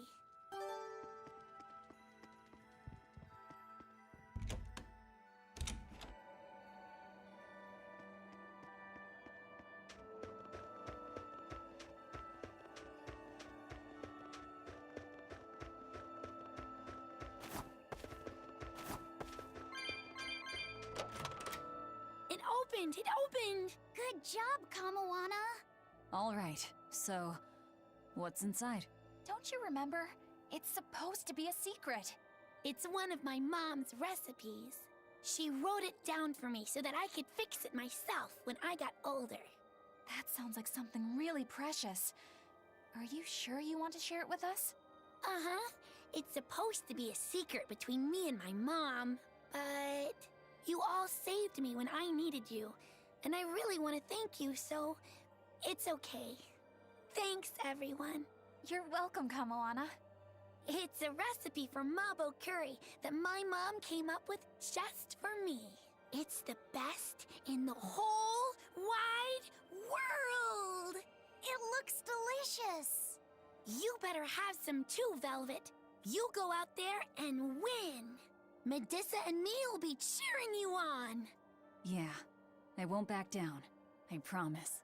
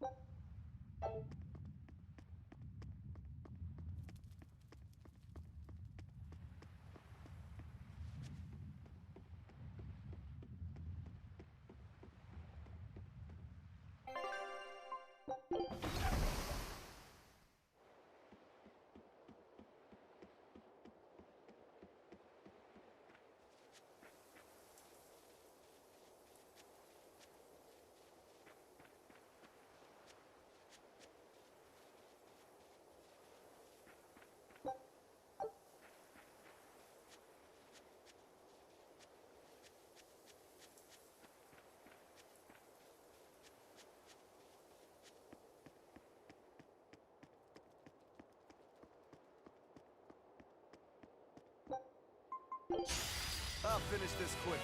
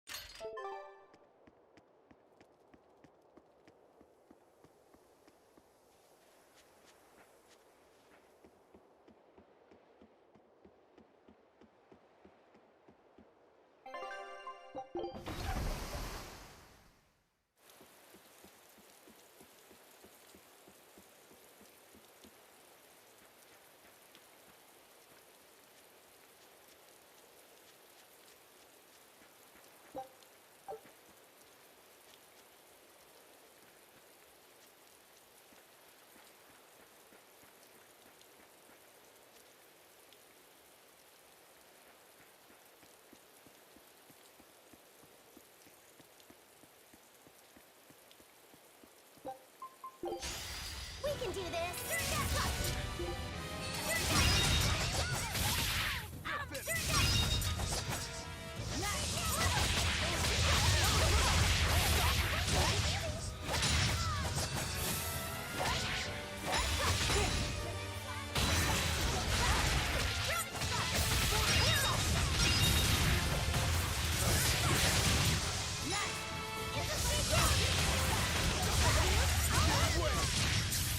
I will go!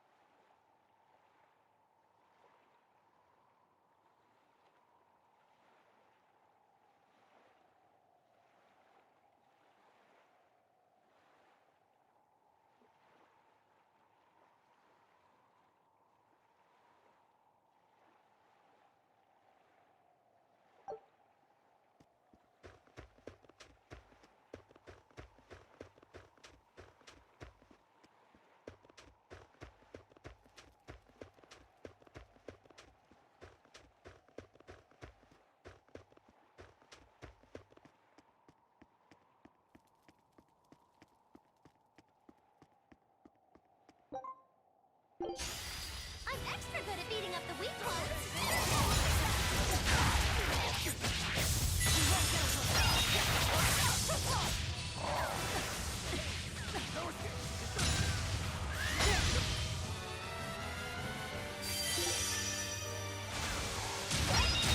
Is that all you got?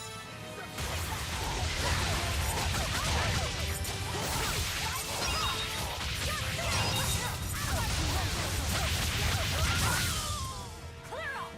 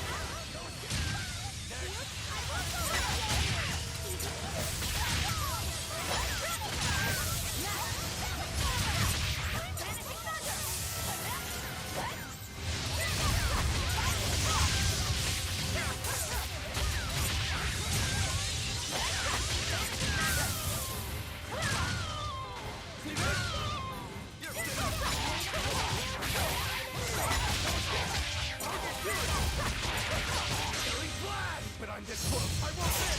Form zero.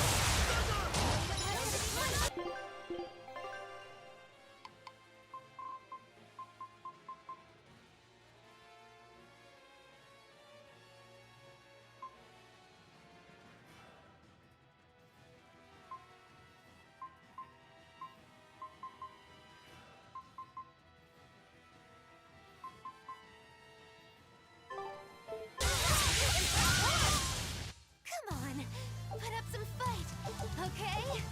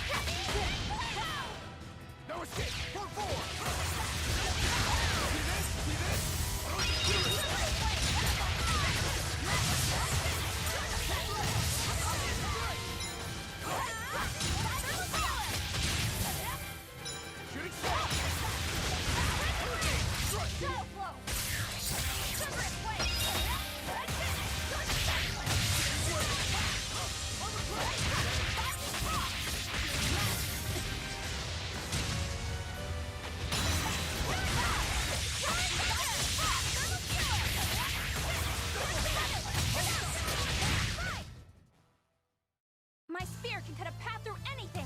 Seriously? Oh, smash that wall! I don't think walls count. So you can only handle small ones? I can't break through walls!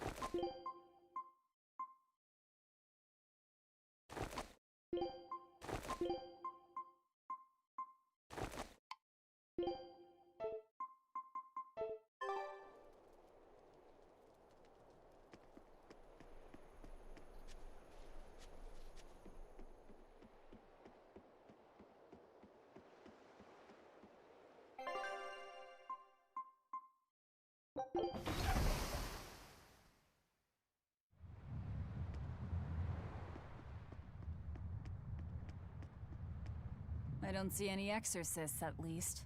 They must have pulled a runner once they were finished here.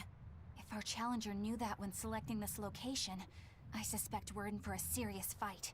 We need to stay careful.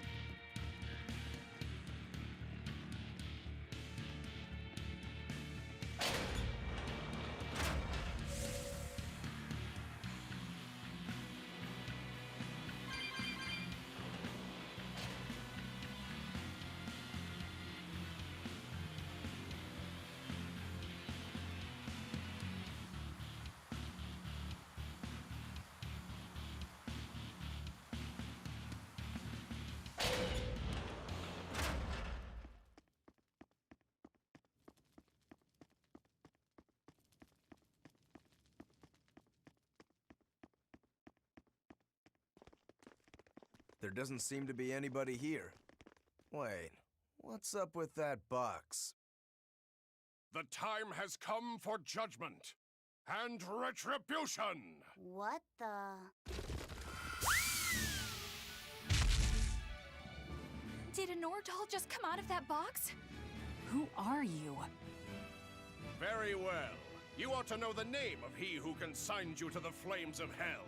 Wait. You're that Norman, right? Phoenix or whatever? Ha! No wonder those letters were so full of empty threats and blustery nonsense. Bien! This is bad. The self-styled strongest Norman of all Norman is the mastermind behind all of this! Self-styled? I am the man among men, the strongest Norman of all Norman. I am Phoenix. Yeah, we've covered that already. So you're the one who wrote all those letters. What's your bone with me? I merely seek to right wrongs. I recently came into possession of a letter from a sister pouring her heart out to her brother. I traced the letter back to its sender, and one day paid her a surreptitious visit. There, I found a sweet, innocent girl. Surrounding her were presents from her brother, and mountains of letters she couldn't bring herself to send. Letters she couldn't send? Heartfelt letters for her older brother.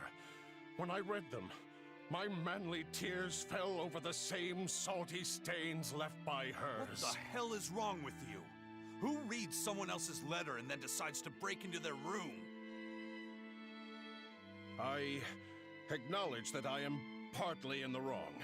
But for all that is righteous, I cannot condone you. I do this for your sister, clasping her hands in well-worn gloves as she sends prayers for her brother's safety across the wide blue sea. Enough of this nonsense. What is it that you want? That is a question you should be asking of yourself. What do you mean? Just what is it that you're communicating with the superficial scrawlings and shoddy baubles you send her? He's trying to atone. Don't be absurd. Which is the real you? The considerate brother who worries for his sister? Or the man who consorts with low-life scum and pirates? Why can you not at least be honest with her, pirate? She is your sister. Why can you not tell her of the life you've chosen to lead? Do you think her too weak-willed to forgive your decision? Is that what your beloved sister is to you? I don't have to take this from you! Fine then. Show me your power! You asked for it! Then it's settled.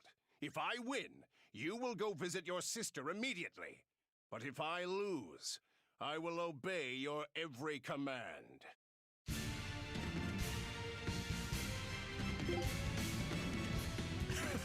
You're a funny one, Phoenix. I like you. Laugh all you wish, for the last laugh will be mine! I think I'll have you crying instead!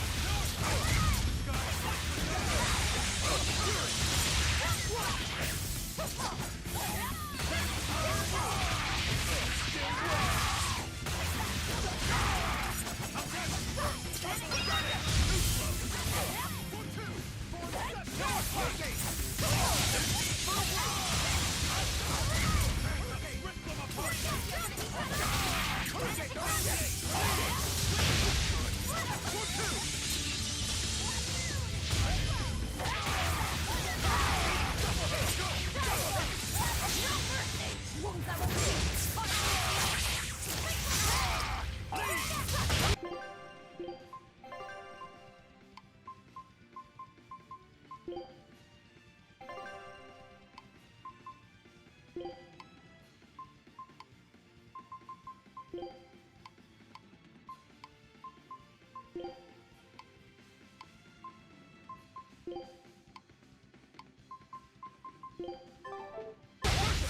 haze! Hold down!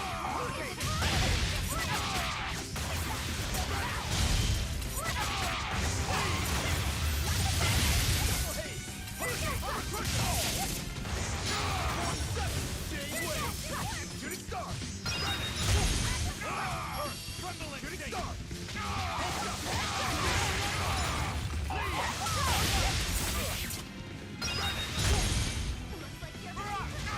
No escape!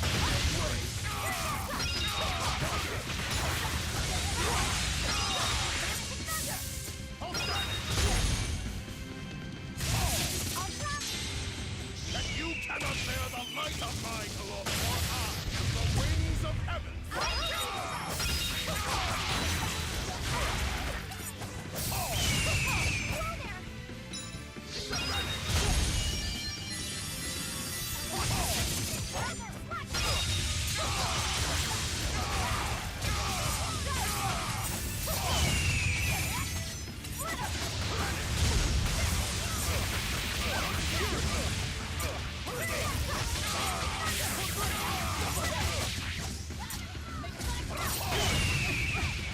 Double haze!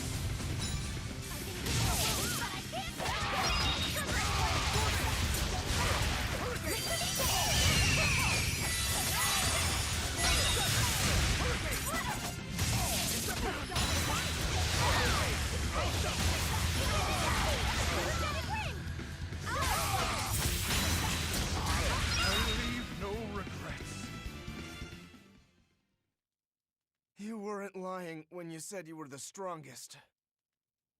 No kidding. Strong or not, you picked a fight with the Reaper. Time to pay the price. Wait, Eisen, what are you?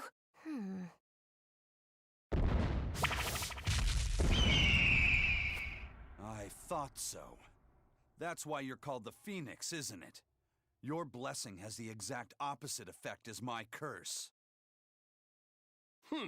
So you finally noticed. So, if Phoenix has that kind of power, then couldn't he protect your sister? I admit defeat. I await your command. No. Why not? I believe we should each steer our own ships through life's waters. I know that the life I've chosen is a selfish one. And I know that it leaves my sister lonely and sad. But it's also the only way I know how to live. If I gave you a command, it would be denying something at the very core of my being. So no, I won't do it. Except...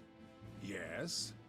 If you're able, I want you to use your powers to protect my sister. Protect her from demons and malevolence. And from any dragon who may one day attack her. A dragon? Are you serious? This isn't an order. It's just a request. Well then, I accept your request as your friend. But in return, I have something to ask of you. Yeah? I want you to write her another letter. But this time, no hiding what you're truly thinking. I'll wait as long as it takes for you to write it. No need. What? I've been carrying this for so long, I'm afraid it's kind of crushed. My friend, I swear on my honor that this letter will reach your sister, and I promise I will get her to smile once more. After all, I'm the Phoenix. With me, life rises anew from the ashes. Thanks. I'm counting on you. Then it is time I'm on my way. Come, turtles! At your service! Oh! I'll deliver this package myself, even if it costs me my life.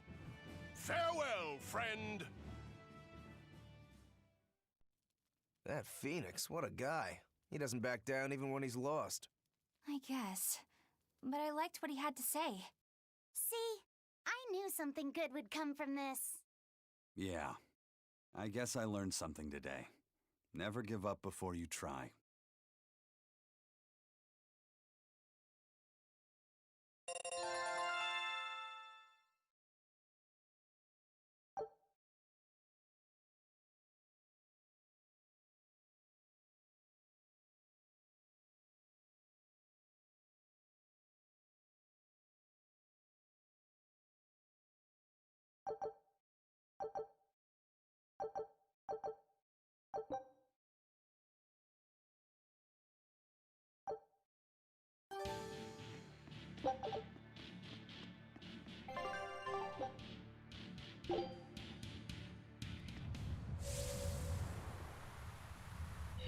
Phoenix is finally gone! It's okay for you to come out now, Grimoire! He's so stuffy, as always, that he made me sweat, and I was even hiding.